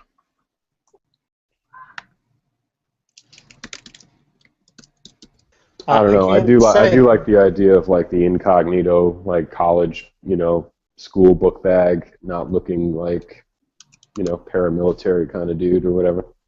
Yep. But that being said, I went and bought paramilitary dude backpack. Anyway, I was about to say the paramilitary dude back, as long as it's not too high end, pretty much blends in with college dudes. That's true. Yeah. Mine's I mean, pretty these OD days green though. camouflage is acceptable. Yeah, I got OD. I got dark OD green, so I figured it's not that bad. I just got a web set from Bulgaria that has a backpack and it's the surplus, and that works for me. I bought one of those backpacks. It's the single strap called the Sling Pack. I have to say, not a fan after I got it. Double strap backpack's the way to go, not a sling pack. So something like what Chewbacca would wear? Somewhat. It's got a big heavy duty single strap and it goes across you. You just kind of sling it across you. It's like a normal backpack. It just doesn't have the support of both shoulders. And like I said, I wore it on a 1 week vacation trip and it was not cool. I like the idea of it. I kind of like messenger bags a little better, or laptop bags. Just me. I always hated a book bag ever since like high school, junior high school. I just hated backpacks. I prefer. Now I got a messenger bags. bag. Messenger bags are good as what you call get home bags. They're real nice to like throw in your car just to have a light load of stuff.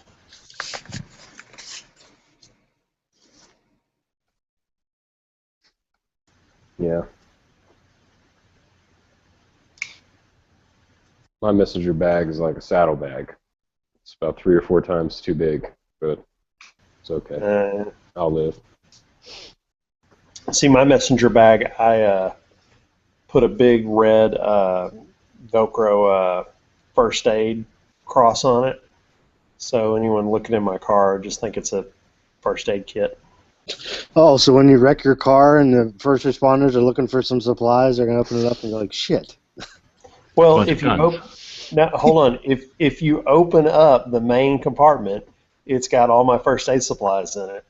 It's just that back zipper part that has the gun. So it really is. It's a first aid kit with a gun in the back, is what it is. That is good. That's a point. I try to make sure that my dedicated medical bags can be seen in the trunk or wherever they're at. Like if something gets thrown over them, I move it and I make sure that it's pretty prominent because if I'm in an accident, I want someone to be able to find my gear and help me out.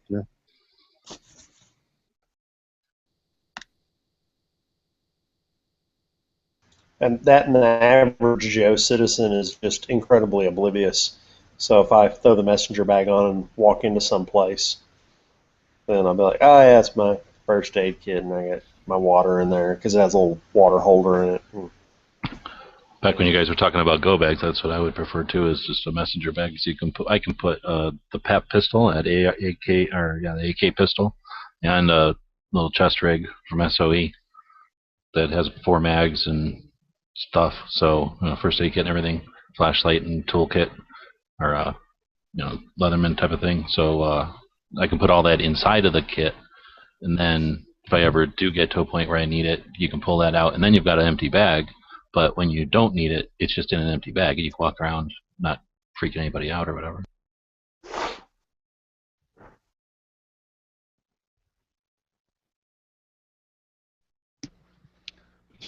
I just All freak people out. Hey, what's up? Can you guys hear me okay? Good. Yes, sir. What's up, man? How's it going? Good. Hey, how old's your little one now? He is 9 months, almost 10 months. Oh. So is he walking yet? He's cruising, so he grabs onto shit and kind of shuffles along. So I'm going to guess you haven't taken him shooting yet then.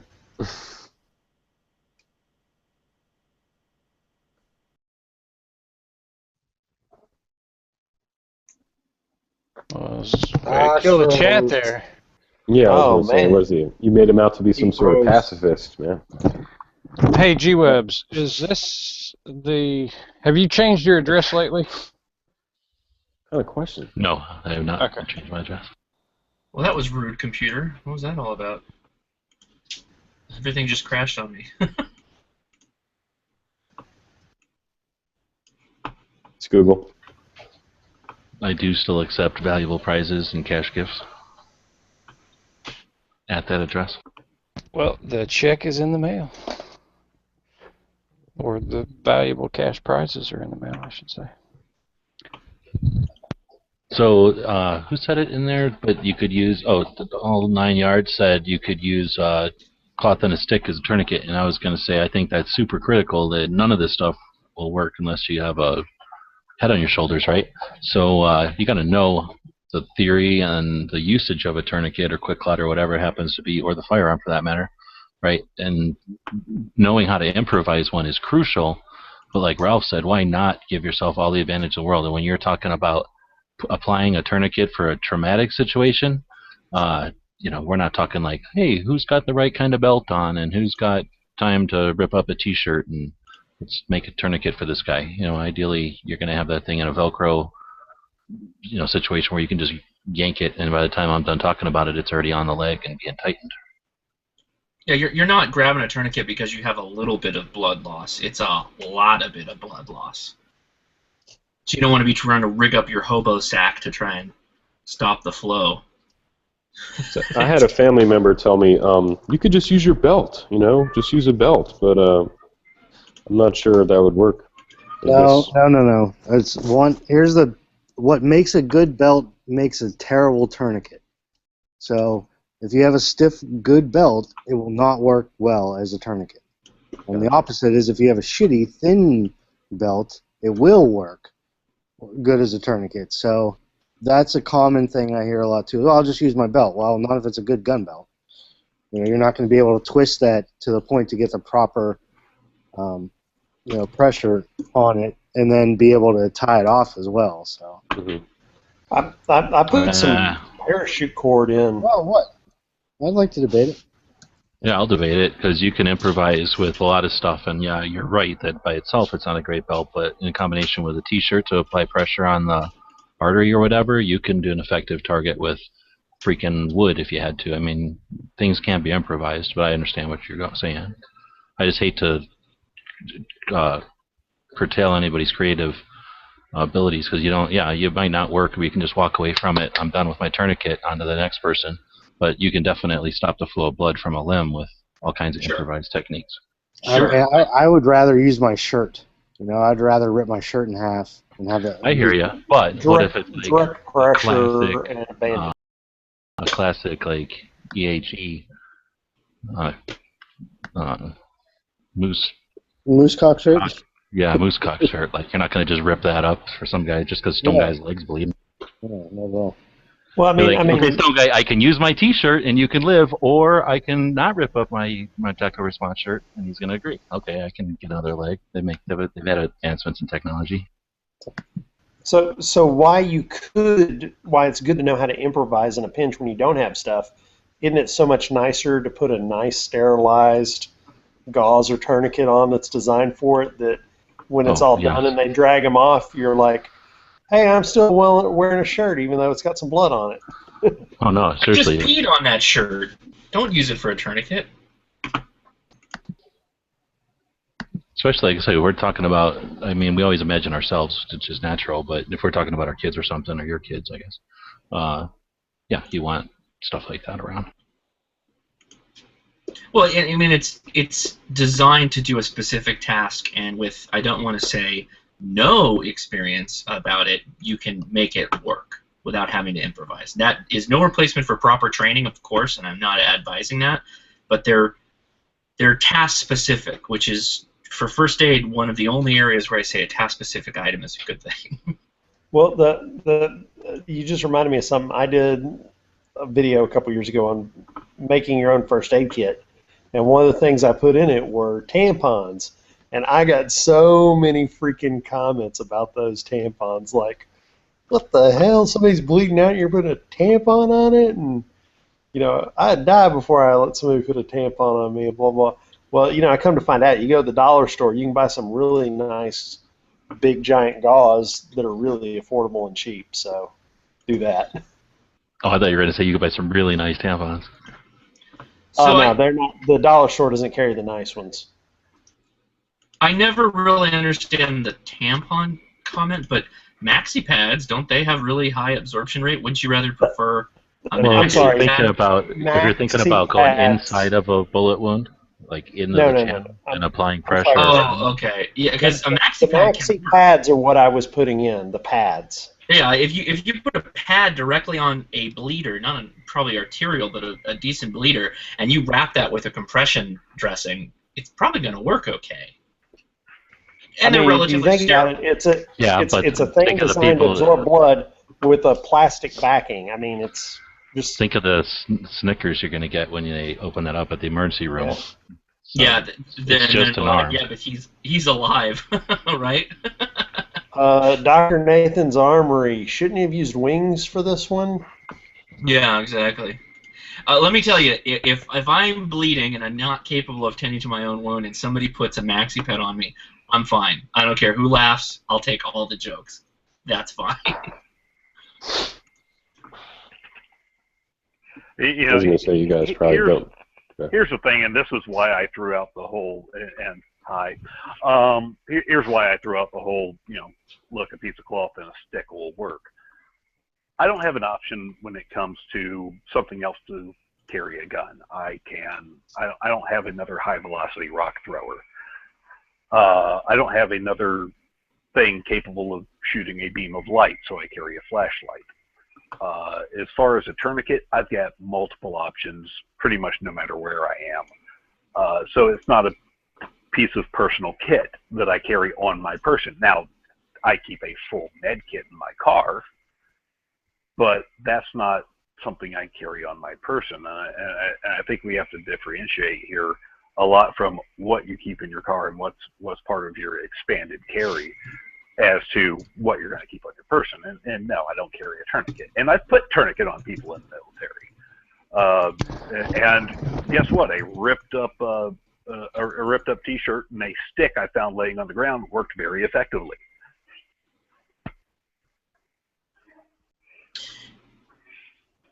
I'll go out on a limb here and say if somebody's really, really bleeding and there's that much quantity of blood and you're trying to just put pressure onto said wound, even a dirty T-shirt is going to be better than obviously nothing, but there's not going to be enough time for contamination with that much liquid flow going on. And largely, most of that's all going to get cleaned off when professionals get involved. I don't care if it's something you just pulled out of the local porta potty. I Probably stop the right. bleeding. I get them to the hospital, and we can do mass infusion of antibiotics later. Let's save the life now. Exactly. So did anybody of you guys subscribe to Skinny Medic or no Skinny Medic? Oh yeah, I love So that. this is his Skinny Medic pack, and I added a couple things to it. Largely left unchanged though. I added some antibiotics and other stuff I need, but added an Israeli dressing, a Z-pack of gauze, so Israeli dressing, quick clot. I had a Z-pack in here. Yeah, there's the Z-pack. I don't know if you guys use Z-packs at all or carry Z-packs. Are you familiar with what a Z-pack is? I'm sure G-Webs knows about them. But Antibiotics, man, those are good for you. No, different kind of Z-pack. thing. Not for STD. Oh yeah, no. Z-pack gauze is designed to where when it's open, it comes out in a Z shape like accordion instead of a roll that you have to keep rolling and rolling. Oh, So I it's thought really you said easy. Z-pack. It Like is a Z-pack. Oh, Yeah, Z-pack is also antibiotic.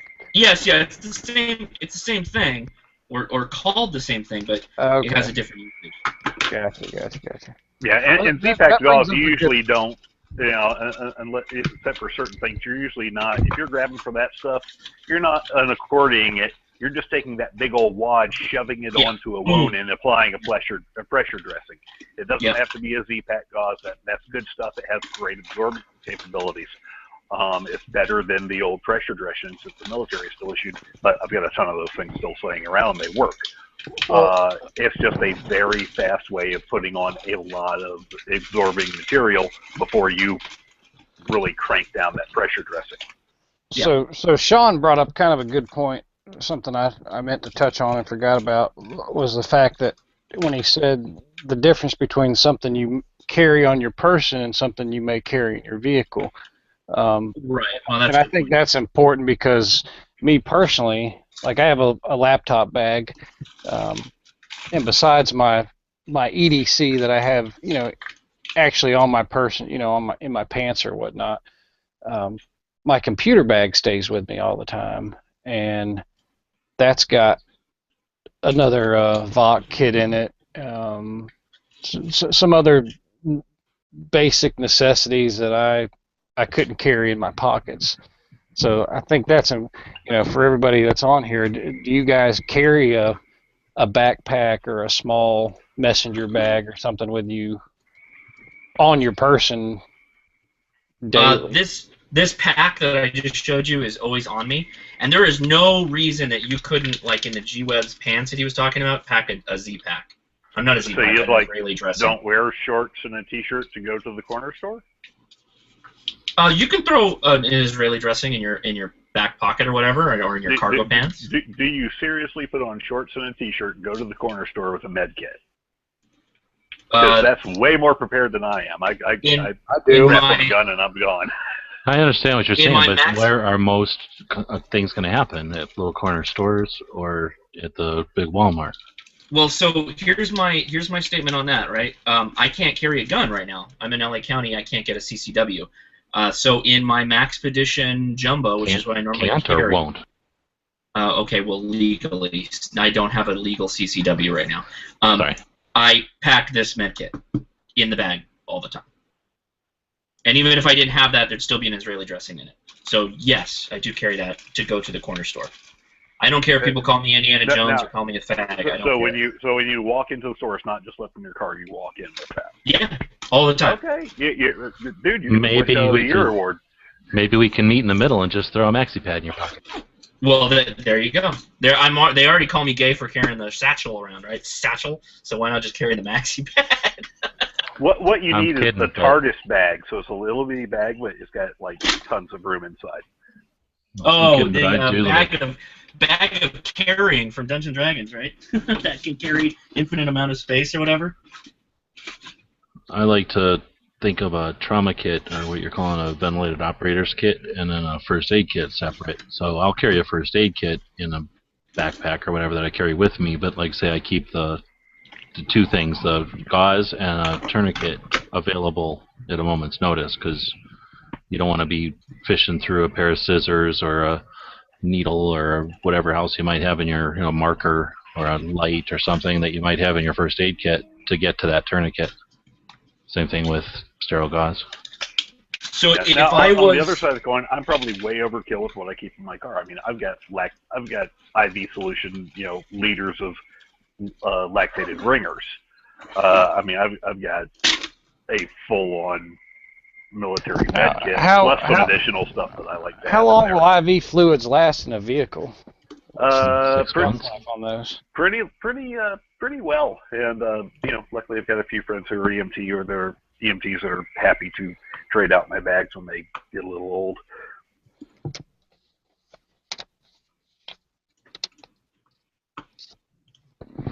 G-Webs, you're probably way more experienced than me. I realize that, so you're carrying different levels of kit or separate kits is probably something I should go to, but we're talking first aid. I thought you meant with the ladies. Well, yeah. First aid. Honestly, I just like to separate them because that's the advice I got, and I always thought that was square advice. That my tendency is to carry a bunch of crap in my first aid kit. I needed that once, so for the rest of the time I'm going to carry that in my first aid kit, right? But then, first time you go to the range and actually need to get to something quick and everything spills out and you just look like an idiot, it makes a lot of sense to just have the tourniquet and a gauze bandage. And then some people will go as far as a chest seal, which I don't go that far, but just to have those couple of things always with you, and they don't weigh anything, and I don't know how many of you guys smoked, but for the longest time people carried around a pack of cigarettes. That's a big obnoxious square thing that we all carried, and a lighter. Yeah. Or 2 lighters. That's a good point. And obviously that was a little different because it was a social thing, but again, you can. I know it's alien to people, but so is carrying a gun, right? But putting a first aid kit, a tourniquet on your ankle, especially if you're in an environment where you actually might need it, or I keep saying, but I would think if I had kids, I'm going to know first aid, I'm going to know CPR, I'm going to carry stuff around so that I can support them. and to carry it on your ankle, you forget it's there. The ankle carry holsters for tiny little guns are very comfortable, and if all you're putting into that thing is, instead of a little gun, you're putting in a gauze pad and a plastic wrap, and you forget it's there, literally. And it's there anytime you need it. And what are you going to be in a situation where you're going to be bending down over someone? So it's not even like you have to make this big obnoxious, like, uh-oh, he's tactical, look how he's saving that guy. You can just discreetly grab your bandage and help. So how many of you guys that shoot with clubs or go to areas where there's a lot of shooting, like there's people that have no first aid on them at all? Zero kits, zero anything in their range bag or anything. Oh yeah, you'd be shocked, man. I don't know how many times, and nothing major, but just at matches, local matches, and even some bigger matches, a guy will, jam his finger up in the slide or get a little slide bite or something, and he'll be, bleeding out, and you're like, he doesn't even have a Band-Aid in his bag. Like, I almost lost Stone from a ricochet. Let's not forget. I had a guy the other day who got scope bit, and I was like, "Oh, you need a Band-Aid?" And he's like, "Yeah, you got one?" I was like, "Yeah, in my range bag, like just a little first aid kit." So he's like, "Oh, that's a great idea." I'm like, "Yeah, I got bit by a scope once or twice in my life." So yeah, the club I'm in, they shoot 2 to 3 times a week with a shotgun, skeet, and trap, and not one of them had what I would call a first aid kit, aside from maybe Band-Aids, like little Band-Aids. That's it. So you might laugh. My ridiculous med kit in my truck, I don't think I have any just regular Band-Aids in there. Sorry, we can only handle arterial wounds. anything that needs just a little Band-Aid can wait. Yeah, staple gun check, but no Band-Aids. Yes, there is. I don't have a Band-Aid, but I can put some stitches stapler in for you. Yeah. Yeah, I've heard all. Thanks to these chats, I hear. But yes, I do not have like regular Band-Aids in there. They got taken out at some point to take care of a cut in the house and just never got put back in. What about crazy glue? Oh yeah. Oh, absolutely. Crazy glue. It really works, because I never heard of that until these chats, man. And I was, absolutely. Super glue and duct tape, man. Yep. I heard there's no danger tape if it actually gets inside. If it gets inside the cut, right? Don't worry about it too much. Like, try to press the cut together and then. Oh yeah, apply dude. it. I've been using super glue for years. Never had anything. Yeah. I mean, someone once told me, and I haven't confirmed this, but someone once told me that actually super glue was developed for that, and then they decided they could glue a bunch of other stuff together for it. I don't know that to be true, but I've been told that, and I see no reason not to believe it. Actually, super glue was developed to be a lubricant. They were trying to find a new lubricant, artificial lubricant, and they came up with super glue. Great lubricant. That reminds me of an ex-girlfriend I had. What the? Super glue is so not a lubricant. I know. They were trying to make a lubricant, and they created super glue. It was a mistake. Ah. Kind of like silly putty. So I should add that to my first aid kit. Oh crap! My fingers are stuck together. I'm definitely going to get one, put it in my first aid bag. Are we on flashlights now, or pepper spray? Yeah, let's do flashlights. Did you guys even talk? I grabbed like 8 different bags. Actually, I don't even need multiple hours to talk about that. Well, yeah, because you came in right when we were talking about bags, so I'll give you a chance to throw out bags. We were talking tactical or more subdued, more blend in with the general public. My wife it's the constant joke at the house that I have more bags than she does for just about any particular situation. So it's always like situational. If it's a tactical type bag, my old Camelback, decent size, 2-pocket with some kind of there's a Cold Steel Inferno pepper spray in here.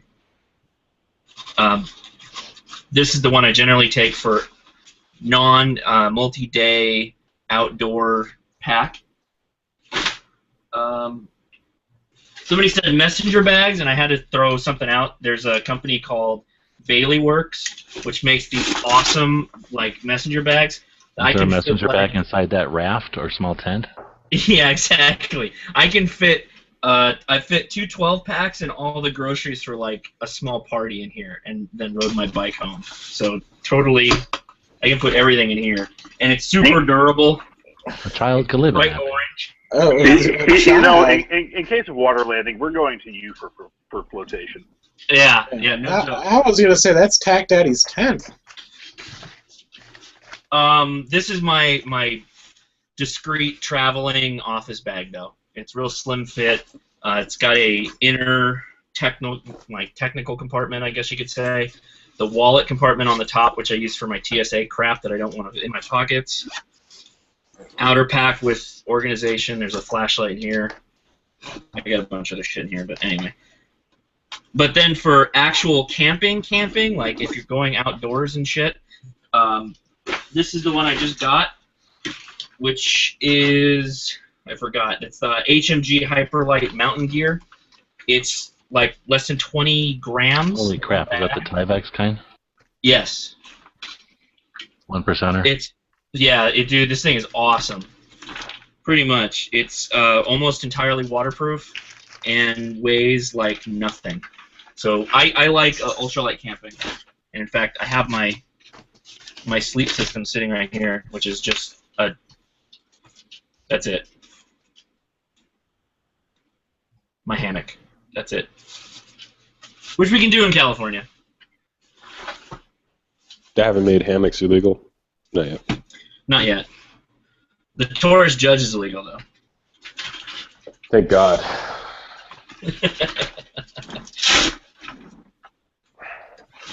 No, actually, this is called attack Cuban. Flashlights now. It's called Cuban nylon. Is that the right? This thing? This Cuban nylon? Am I wrong, G-Webs? Oh, I don't know. I remember seeing it like in 2010 for the first time and being amazed at that it's like one of those things. Like once you see it, you're like, oh, duh. That's makes perfect sense. Yeah, now I gotta look it up. I actually got it. It's used. I got it off of eBay for really cheap. Is that kind of like PVC type plasticized with ripstop like board in Tyvek. it? That? Think of, It's it's not, almost like a big ass bag of dog food comes in, like that heavy plastic Yeah. material. Yeah. but it's not shiny plastic and it's not ripstop nylon. It's, Yeah. It's that style of material, but they make it so that it's got the properties they need. It's got strength where they sew it. It's not going to rip apart or anything. Yeah. They the first time I encountered that stuff, they made military body bags out of it. yeah, it's called Cuban 50D polyhybrid fabric, and it's 20. The pack that I just showed is 28 ounces, and it's a 40-liter bag, so it's a decent sized backpacking bag. Yeah, we actually use those in certain climates in lieu of the Gore-Tex bivy covers for sleeping bags. Yeah. To keep you from getting wet in your sleeping bag, but not have as much weight as actually packing the Gore-Tex in. Not that the Gore-Tex weighed a lot, but it didn't fold up as tight and took up a lot of room. So I as you can see, I generally go with high vis for certain situations and muted, non-tactical looking packs for other situations. Of course, the downside to the body bags is they never had zippers on the inside.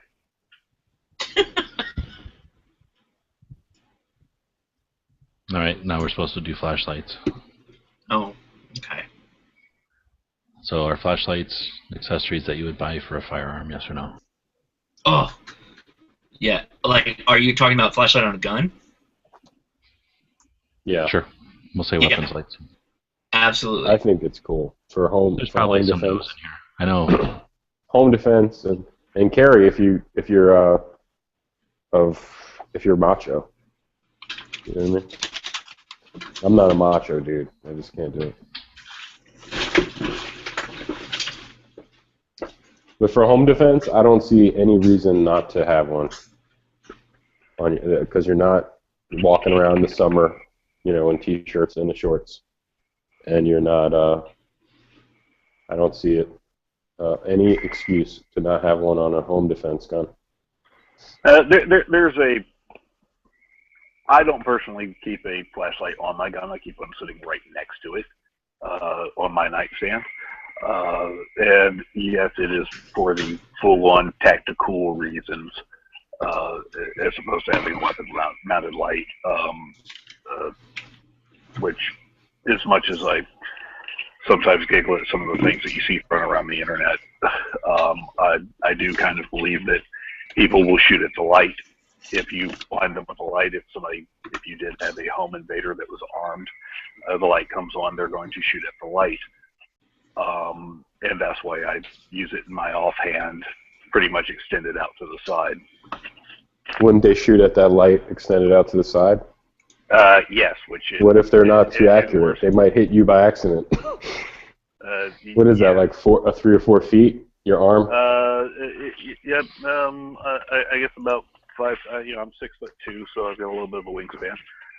That's good. So like 3 or 4 feet. Hopefully they won't hit you by accident. I'd rather it be off to the side. I don't care if I'm 2 foot tall, than right in front of my face. My face, yeah. But if it's right in front of your face and they're looking at it, they're pretty much blinded. Like, how are they going to even get a shot off? Right, like I say, it probably has very little practical application. It's just that's how I always train. I used to have more opinions on it when I first started carrying. I started going to classes and figuring out, how much I enjoyed classes, so I couldn't get enough of them. And then that led to night classes. Actually, one of my first classes had night elements to it. So right from the beginning, I was all about shooting in low light and no light conditions. And it wasn't until we had a class with Steve Fisher, who at the time was just Michigan Defensive Firearms Institute, way before he was with Magpul or anything. And he came out and he basically was a very organic, I guess, class structure. He wasn't new to instructing, but he didn't have a real set structure. So anyway, the conversation on the range turned into the night topics or whatever, and strobe flashlights. This was 2006, maybe 2007. So it was a while ago, and we were having the discussion about strobing flashlights because they still existed back then. And anyway, so what I'm setting up the scene here because we basically thought, we challenge it just kind of came up. Why don't we stick a flashlight on a target and actually try to shoot it? Because that's the same debate. When you hold a flashlight, you're creating a target for the bad guy. So we literally had somebody volunteer a flashlight. They stuck a hole in a paper target, and then we took turns going up trying to shoot the flashlight. And then let's just say that out of a class of whatever, dozen or more students, all intent on shooting that flashlight from about 5 yards maybe, nobody hit the flashlight. So while it might be what you're aiming at, you don't have the ability to hit it real easily. And then same thing with strobe. We used the exact same setup, and then we tried to shoot the target right underneath the strobe, and no one had any issues at all. It was as if they just shined a light on the target for us. So even with the thing distracting you from the front, it doesn't.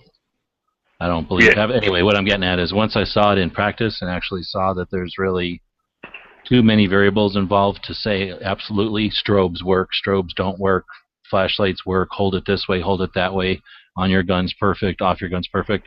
I'm all about do whatever you can to make the advantage on your side, and then just deal with what happens because there's no way to predict what's going to happen. Yeah, I definitely able to hit, especially when pointed right at them because look, you're talking about what, a 1-inch shot. I know a lot of people can't do that with their pistol at 5 yards during the bright daylight, but a 1-inch circle on the target. Yeah, with perfect circumstances. Yeah. So I don't expect somebody to hit a flashlight, but are the rounds going to be directed toward the flashlight? Yes. Are they going to be within 3 feet of the flashlight? Probably. Yeah, but then the advocates that say if you're going to hold it 3 feet away from your body, then you've still got, like DB said, just as much chance, maybe minus 0.5% or something, that you're not going to get hit too. Also, how does that affect your accuracy because you're not holding your gun with 2 hands? The thing I have against the FBI style, which is holding it up like a lantern up in the air like that, is that you're not helping yourself. So my preferred, if I'm going to carry, and I tried to also, and I have a weapons light, but I also like to carry a flashlight because you can't necessarily turn around and see what's behind you unless you plan on shining turning your gun all around. So what I like to do is imagine holding the flashlight in your hand, like with a grip, like if someone's going to take it from you. So I've got the flashlight in my hand, like if I'm holding a roll of quarters, and I'm going to have the light shining out the bottom, like the opposite of my thumb, so that my thumb can activate the pressure switch on the back of the flashlight. Okay, so everybody knows how I'm holding my flashlight in my hand, and it's in a death grip, so I can squeeze on that and not worry about the mirrored muscle stuff going on. I can leave my gun hand to do my gun work. My flashlight hand is just squeezing down like a death grip on my flashlight. I got my thumb loose to turn it on and off. Now I put the flashlight up next to my chin as if I was punching myself in the chin, and that's where I like to hold my flashlight. I forget what they call that position, but that position allows me to move the flashlight with my wrist and get a really good view of if we're at a square range, the targets all the way down left and right, up on the berms. I can really navigate it from there, swivel it from there. But it also, more importantly, when I got my pistol out in front of me, it lights up my sights for me.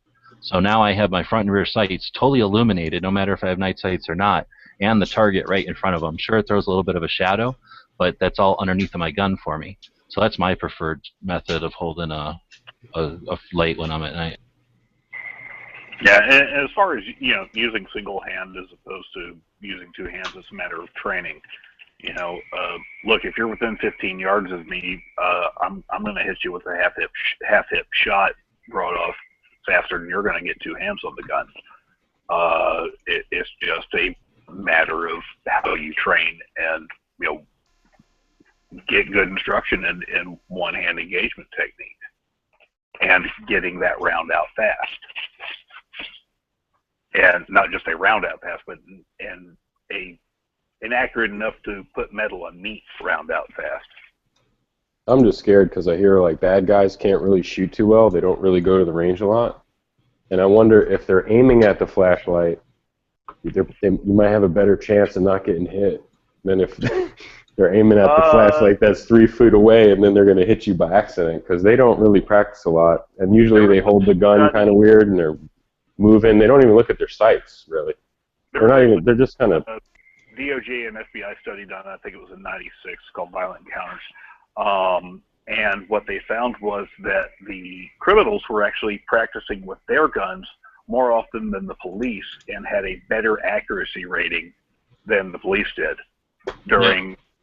Oh, wow, that's good to know. It's always the other's a myth.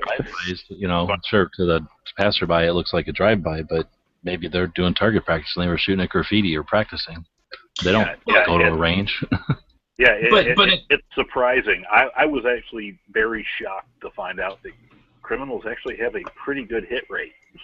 Oh, that's funny because we always hear the opposite. Like, bad guys don't go to the range. They can't shoot. No, I think you're confusing it. Cops are the ones that we're always saying have the bad hit rate, right?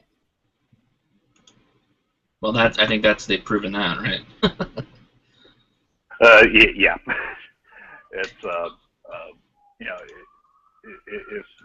it's real interesting when you look at some of the stats, and of course, none of the stats in the world matter when you're faced with someone who wants to hurt you.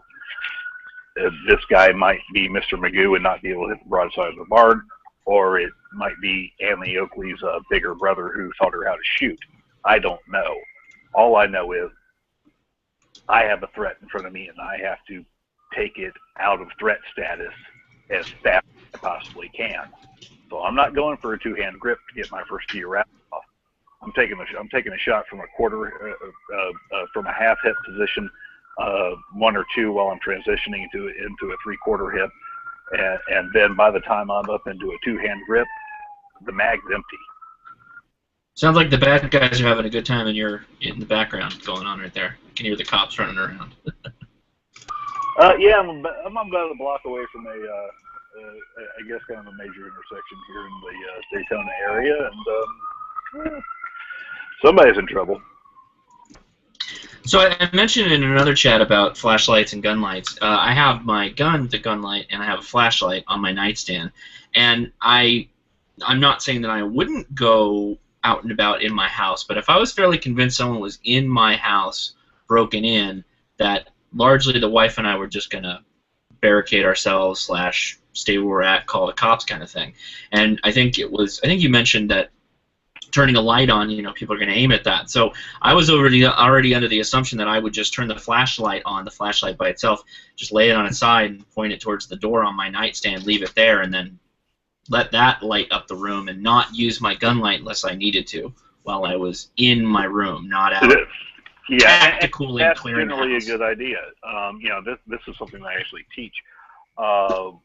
There's two critical factors here. One, I know my house better than anyone who might be in it. I know every nook and cranny. I can usually walk through my house I can walk through my house blindfolded because I know where every chair is. I know where the tables are. I know where the couches are. As long as my dog doesn't walk in front of me, I'm fine. So why lose that advantage by shining a light on the situation? Two, you shine a light, they know exactly where you are. Number three is trying to clear room to room with a single person is pretty much the hardest thing you can possibly do. You are much better being in an ambush situation where you can defend a portion of your home, have a single entry to that portion of the home, keep it covered, and the second something that you didn't authorize in your house appears around that corner or gets into your line of sight, put it down. Right. I've always generally held the bug-in mentality than the bug-out mentality, and that also comes to clearing my house. I'd rather bug in my bedroom and not bug out and try and, clear the room, just by myself even. Yeah, I'm staying One put. man clearing is not a tactic taught by any military that I've ever found or any police department I've ever found.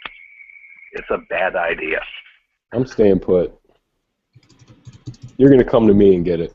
I'm not going to go out there and get it. I'm going to frantically pump a pump-action shotgun in a room. Yeah, I have a plan. I always have a plan until I get punched in the face. Then it's off. After that, it's over.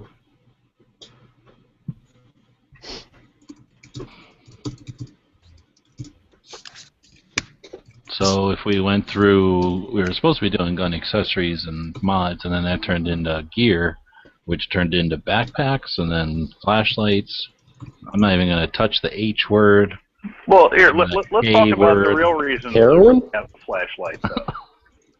I mean, everybody's talked about it in conjunction with the gun. There's a lot of reasons they have a flashlight. They have nothing to do with the gun. 2 years ago, Gun Rights Policy Conference in Orlando. My co-executive director of Florida Carry, he's up on stage giving a speech. Somebody bumps the light switch. Now there's 300 people in a pitch black room. Middle of the day. But nobody can see anything except for an exit sign glowing over one door. Yeah, people don't realize it, but we go into big giant rooms without windows all the time nowadays. Right, and that incident actually convinced me that, okay, I need to start carrying a flashlight during the day, not just at night. Oh, yeah, you'd be amazed, even as grown adults, at a grocery store or something. I've been in situations where there's a storm, power flickers, and grown-ass people freak out and panic and start acting stupid. You're like, really? Come on.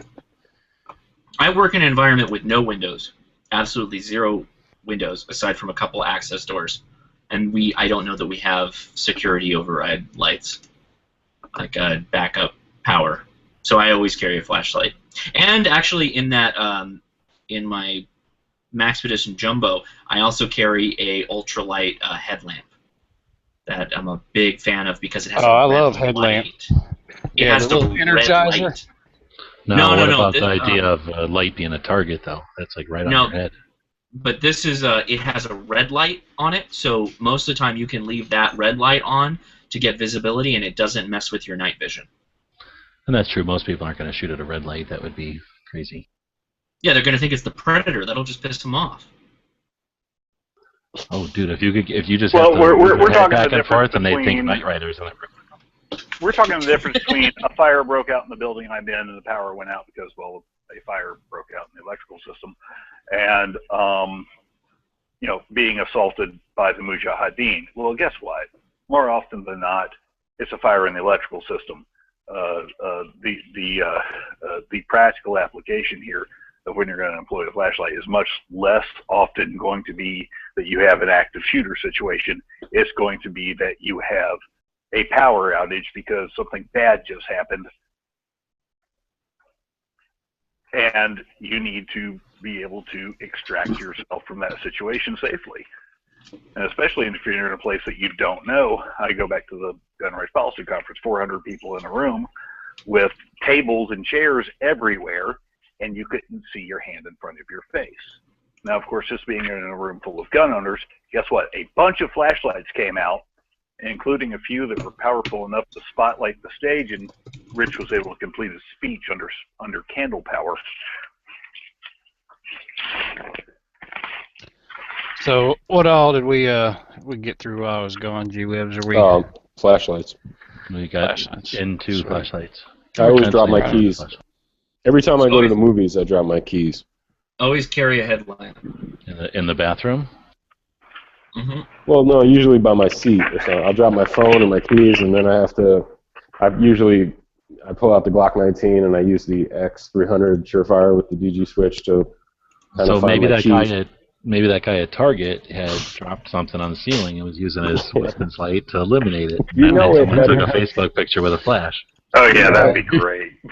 No, I don't do that. I have some other lights. I'm like a nerd about lights. So I love lights. I don't think you can have too many lights. I think that little Streamlight AAA, you can just put on a keychain or in your pocket, or I keep it on all over the place, like in the backpack, along with a bigger Surefire flashlight, and then in the visor of the car, in my pocket. I mean, you can't have too many of those. If you got to lend it to somebody, it's what, $20?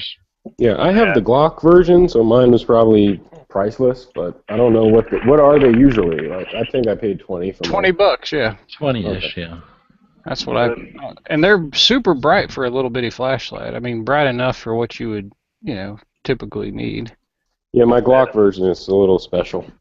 Well, the darker it is, the more effective they are. In that situation where you're talking about a completely dark room, that little tiny flashlight's going to be huge.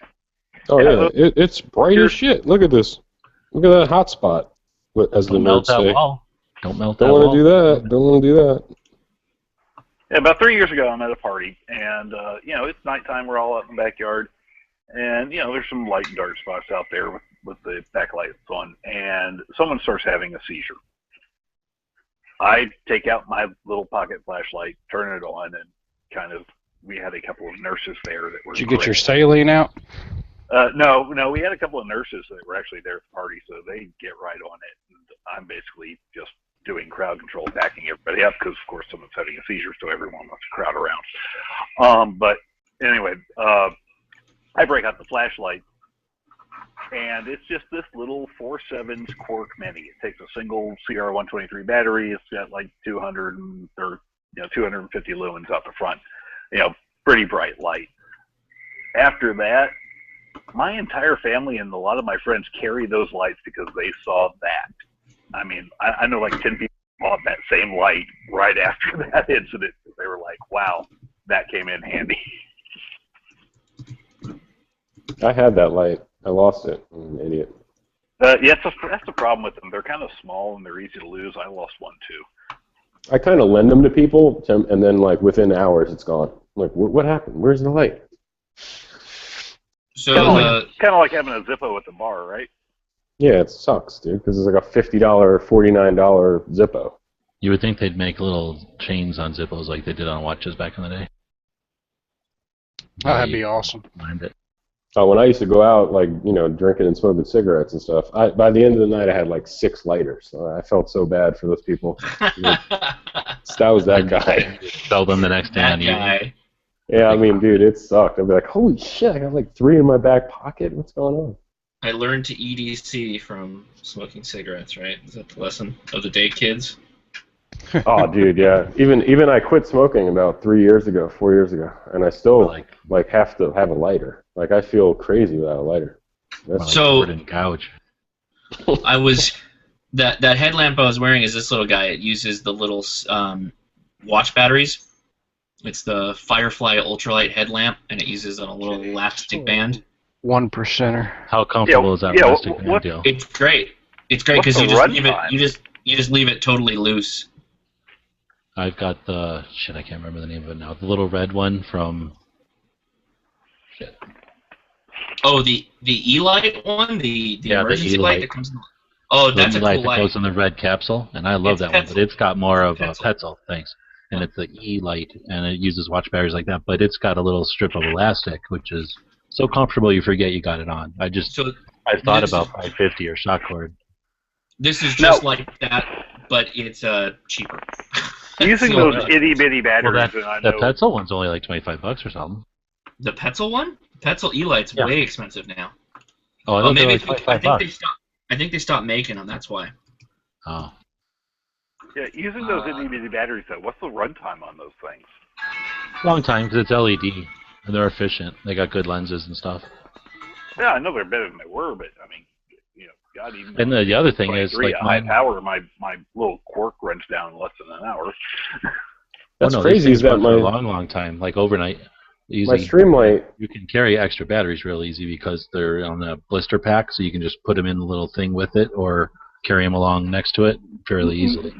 Next to my tourniquet, my fire extinguisher, and what else are we carrying? Well, what's the electronic resuscitation kit? How much are those? Because I think that's. The automatic external defibrillator, the AED. You know it. I see it sometimes when I enter like fancy office buildings. It's there in the glass, like emergency brake glass. You just want to break that shit in the run, don't you? In my truck yet, but I have actually priced them. And you never know. You never know when someone puts small explosives in your capillaries, and then you need to, get them out after you save the president. That's right.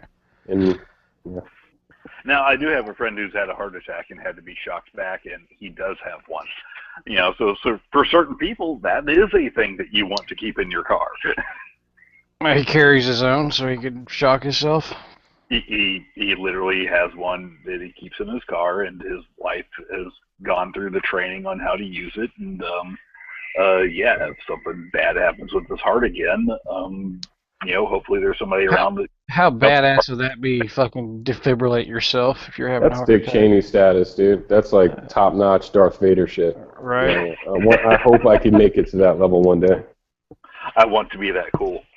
Oh yeah, I doubt. Me, I'll be in a horrible ghetto hotel, dying somewhere after all my hospital bills aren't paid. And I have to.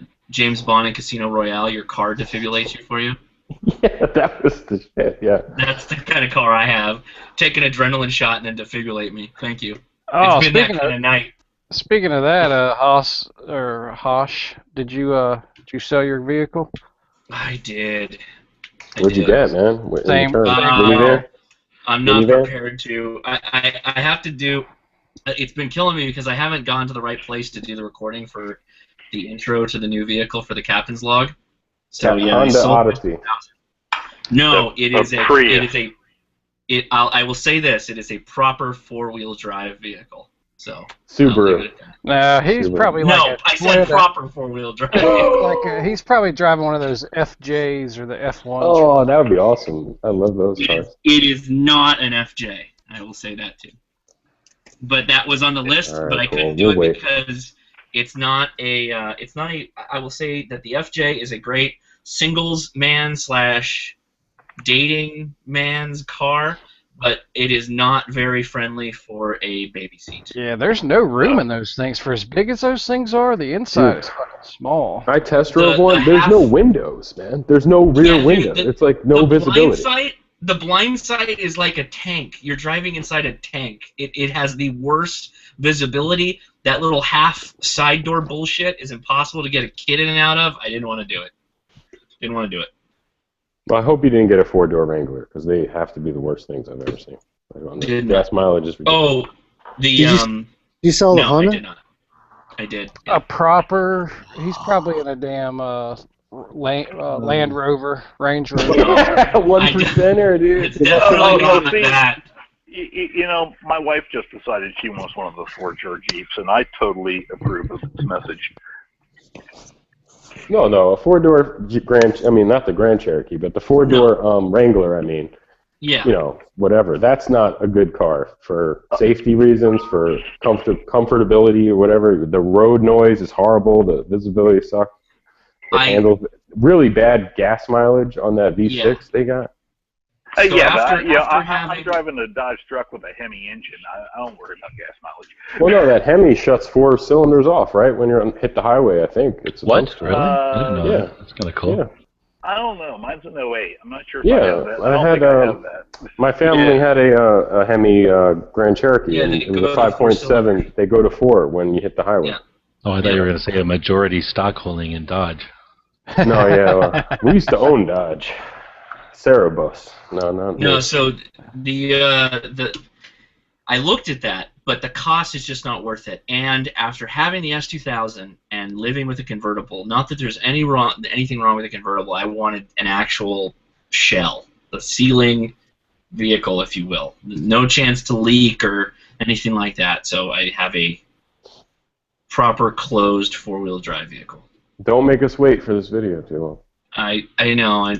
I've got so many back videos too because I haven't been able to dump them. So yeah.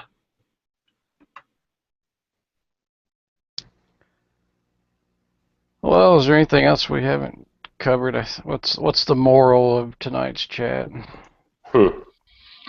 Don't eat a bunch of pot brownies and then just start rambling about various topics. Yeah. What is it?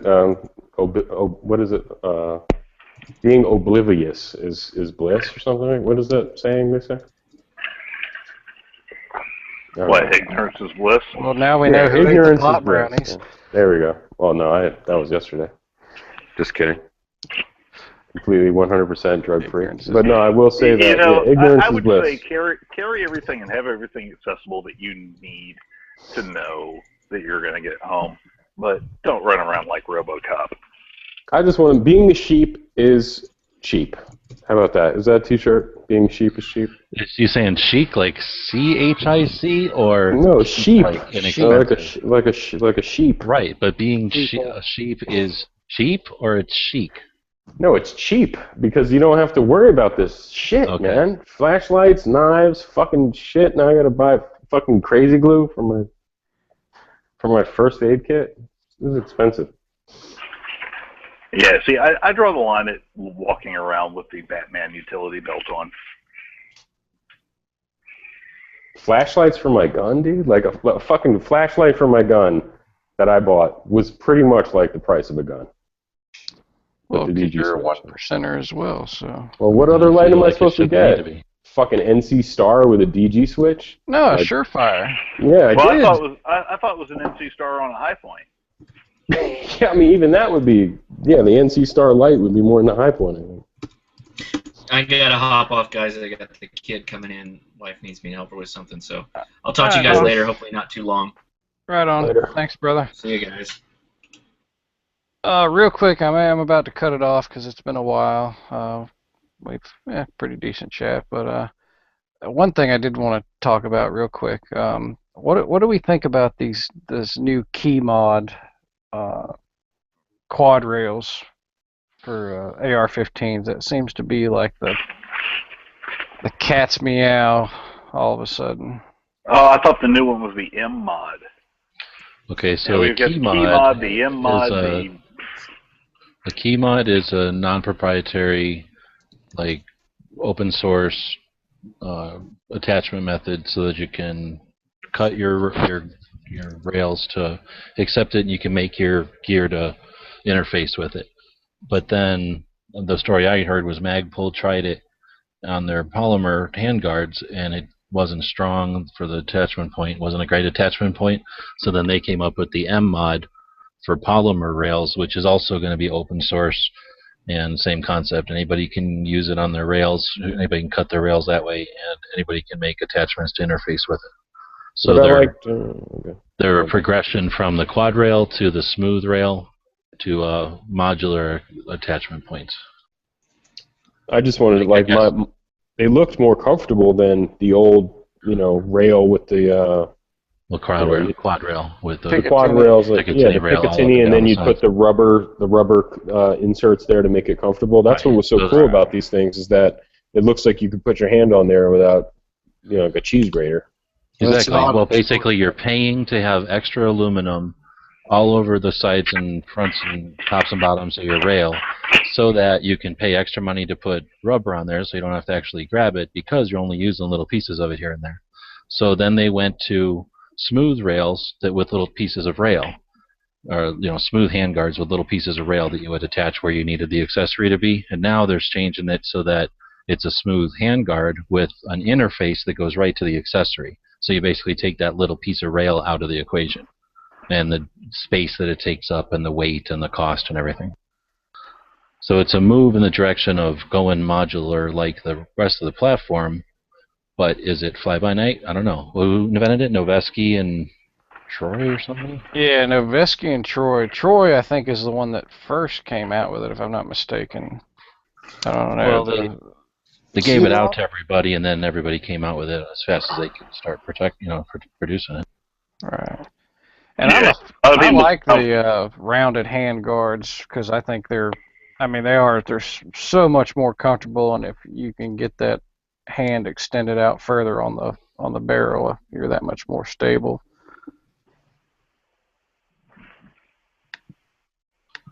Yeah, it's also real slippery whenever it's wet, and it's hard to grab onto. And well, that's what she said. Well, they do make little slippery when wet decals that you could affix to your handguard, as long as it would adhere. And then you can always put some kind of grip tape. You're all about putting grip tape on stuff. No, I'm not. You're a known grip taper. Yeah, I'm an old-timey grip taper from way back. Long line of them. No, yeah, I guess I'm just an old part. It's easy run whatever system works for you, doesn't add too much weight, and doesn't fall off when you bang it against something. Yeah, I mean, it opens. It's not a bad thing. It keeps people buying new product, right? People want to be on the edge or want to get the most function out of the rifle, right? Especially somebody in competitive situations, right? You need to shave seconds. So if it shaves seconds, right on. And that means a lot of people are taking off something that's a year or two old, maybe got paint on it, and now they're selling it on the secondary market. And that means people that weren't out there buying name brand stuff can now get a chance to get used name brand stuff at great prices. So it's moving stuff around, and I mean, obviously, all it takes is a few lowers out there, and now we've got multiple new ARs being made because of this. Yeah, but I don't see where whatever attachment mechanism you use shaves seconds. If once it's attached, if it's in the right spot and it doesn't add a bunch of weight, then there's I can see it shave a second. But I, for one, know a lady that shoots. She's a grandmother, and she's not tall, and I can imagine for her having the ability to wing that AR around fast is an advantage, I mean, right. That'd be such a big thing. But the attachment method doesn't matter there. It's a function of weight and the positioning of whatever grips or whatever you're on your gun. You're not going to necessarily just go out and replace a $1,500 item with a $1,600 item just because it's going to remove that attachment point. But if you're putting a new gun together and you've got a catalog of stuff to choose from, why not go to the newer version where they go straight from handguard to accessory, then have to go from handguard to attachment of a piece of rail and then a piece of accessory? Because then it just adds, I don't know, you've seen that. It's when you add that little piece of rail, it's always sticking out somewhere, jabbing you, or, hard to insert. The other nice thing about the M-Lock and the key mod is that it can attach from the outside. You don't have to, the theory, you don't have to take the gun apart. You don't have to take the handguards off to, put a backing plate on it. So, yeah, I mean, I think it's all good stuff. I don't think, there are positives and negatives to both. They're not revolutionary, they're evolutionary. Yeah, that's a good way to put it. Continue to move forward. Well, I'll give you an example of an accessory, like an extended mag release will definitely shave seconds. Yeah, Yeah, but we're absolutely. talking about handguard. We're talking flashlight and then a hand stop probably. That's it. Maybe a light, or I mean a light camera or something nowadays. You know, these guys are getting paid big bucks, and if it means you can put a camera out in a place that's easier to deal with and gets these awesome shots of you running your awesome gun, and you get an awesome sponsor, and you get to shoot 6 more seasons, I mean, that could be something too. Well, yeah, that's great if you're a YouTube gun expert and all, but it doesn't really have any practical application other than making YouTube videos. Well, first off, I don't know of that many YouTube guys that are doing competitive stuff, but this is probably more for like commercials on TV or whatever. But and you know what I'm saying, is professional shooters aren't on YouTube. Are there any professional shooters on YouTube? Said Micklick? My point being, look, mounting a camera to your gun doesn't have practical application for self-defense or, well, basically anything else. No, but it has practical application Yeah, for continuing your career and Yeah, getting it's like competitive Karen shooting Tactical and- type of dudes. Right. Keep That the is, industry alive. I mean, there's definitely a reason. Three gun guys. If they're on YouTube, they got like 10 videos and like 200 subs. Right, You know, like because Karen Tactical, they don't care. but they're using those little clips in commercials to show how cool their product are or whatever. So it's like a surfer. yeah, They don't exactly. have- That's a special scenario. It has no application to the average person that wants to set up an AR-15. Look, if Yeah, I'm like the average person, and I like the Magpul MOE stuff. That's just me. I don't think I need anything else besides that. I'm Nice. good with that. customers including high speeds on me while I make commercials doesn't have any application to what I really want on my gun, though. The only thing I wish that they would do more of, and maybe I'm just naive or not aware of it, but like my biggest problem on both of my ARs, my one AR has the A2 style front post, and so it's hard to get extended handguards and rail systems or key mods that'll fit that without replacing that A-frame post and putting a low gas block on it. Because I'd like to leave that on there because that's part Daniel of Defense. I mean, they have the old style Picatinny, but they have this rail that'll go around that thing and then way in front of the A2 front post. It's badass, dude. Oh, really? I have to look into that because that's what I want. I want an extended. I like the look of that longer handguard on a carbine length rifle. Well, But why I are you didn't want to marrying? have to dick around with replacing my gas block. Go to Daniel Defense's website because one of their signature models was that it's just goes right around the whole rail when you assemble it. Just goes right around the A2 front post and it goes in front of it and gives you I want to say 3 or 4 inches more rail in front of the post, and you can mount your light up on there. So Now, pretty cool. replacing the gas block front sight. I mean, look, we're talking 2 set screws and a roll pin. It's not hard. No, it's not a matter of being hard. I just don't want to screw with it. And you have to take your muzzle brake off. Yes. And you have to replace the crush washer that goes in there. Or you could depending just on cut how down, your brake attaches. Yes. or you could just cut down your front sight post. Yeah, I've seen people do that. They just chop it off, right, and they leave the port and everything. I've done it. 20 minutes with a Dremel. Except putting on a low mount block was easier. Yeah, I almost would rather do that way. If I had to, I would do that. But I don't. Like I said, I'm just an average dude. I'm just an average Jew. But what can you do? I don't need all that whiz bang stuff, dude. What are you gonna do, right? And not to mention, I mean, come on, crush washers. What? They're about $1. 80 cents a piece. Yeah, I think the key mod stuff is cool. just because just if it works, it works. If not, cool. But I'm good with this MOE stuff, and until then, I'll step up to a rail, like a Daniel Defense rail or something. That easy rail they have that uses the Delta ring, and it's like all just real quick to put on. You guys know that M-Lock works with the normal MOE. I know it.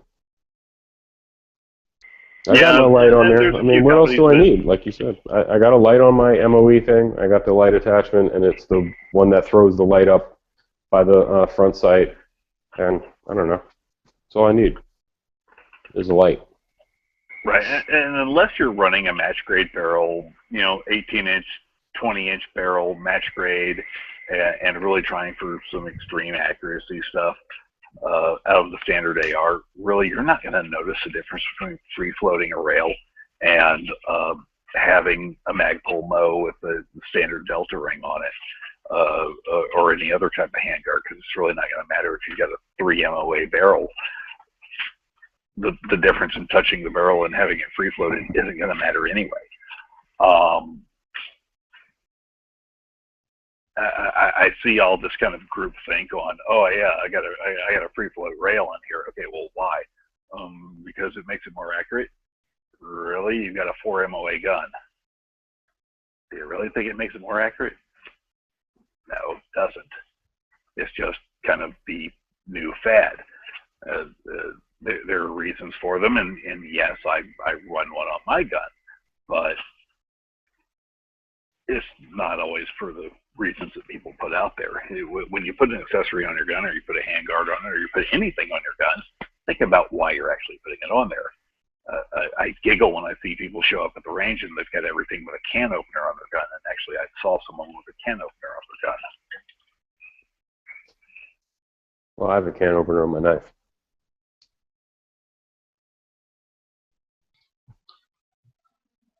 And on that note, now I'm gonna shut it off. We're gonna do lobby. Anybody or? Oh, you know it. Right on. So go over to Gun Channels, gunchannels.com. That's where everything is always happening. Check that out, and I appreciate everybody tuning in and participating tonight. And we will see you next time. Thank you for having a good chat.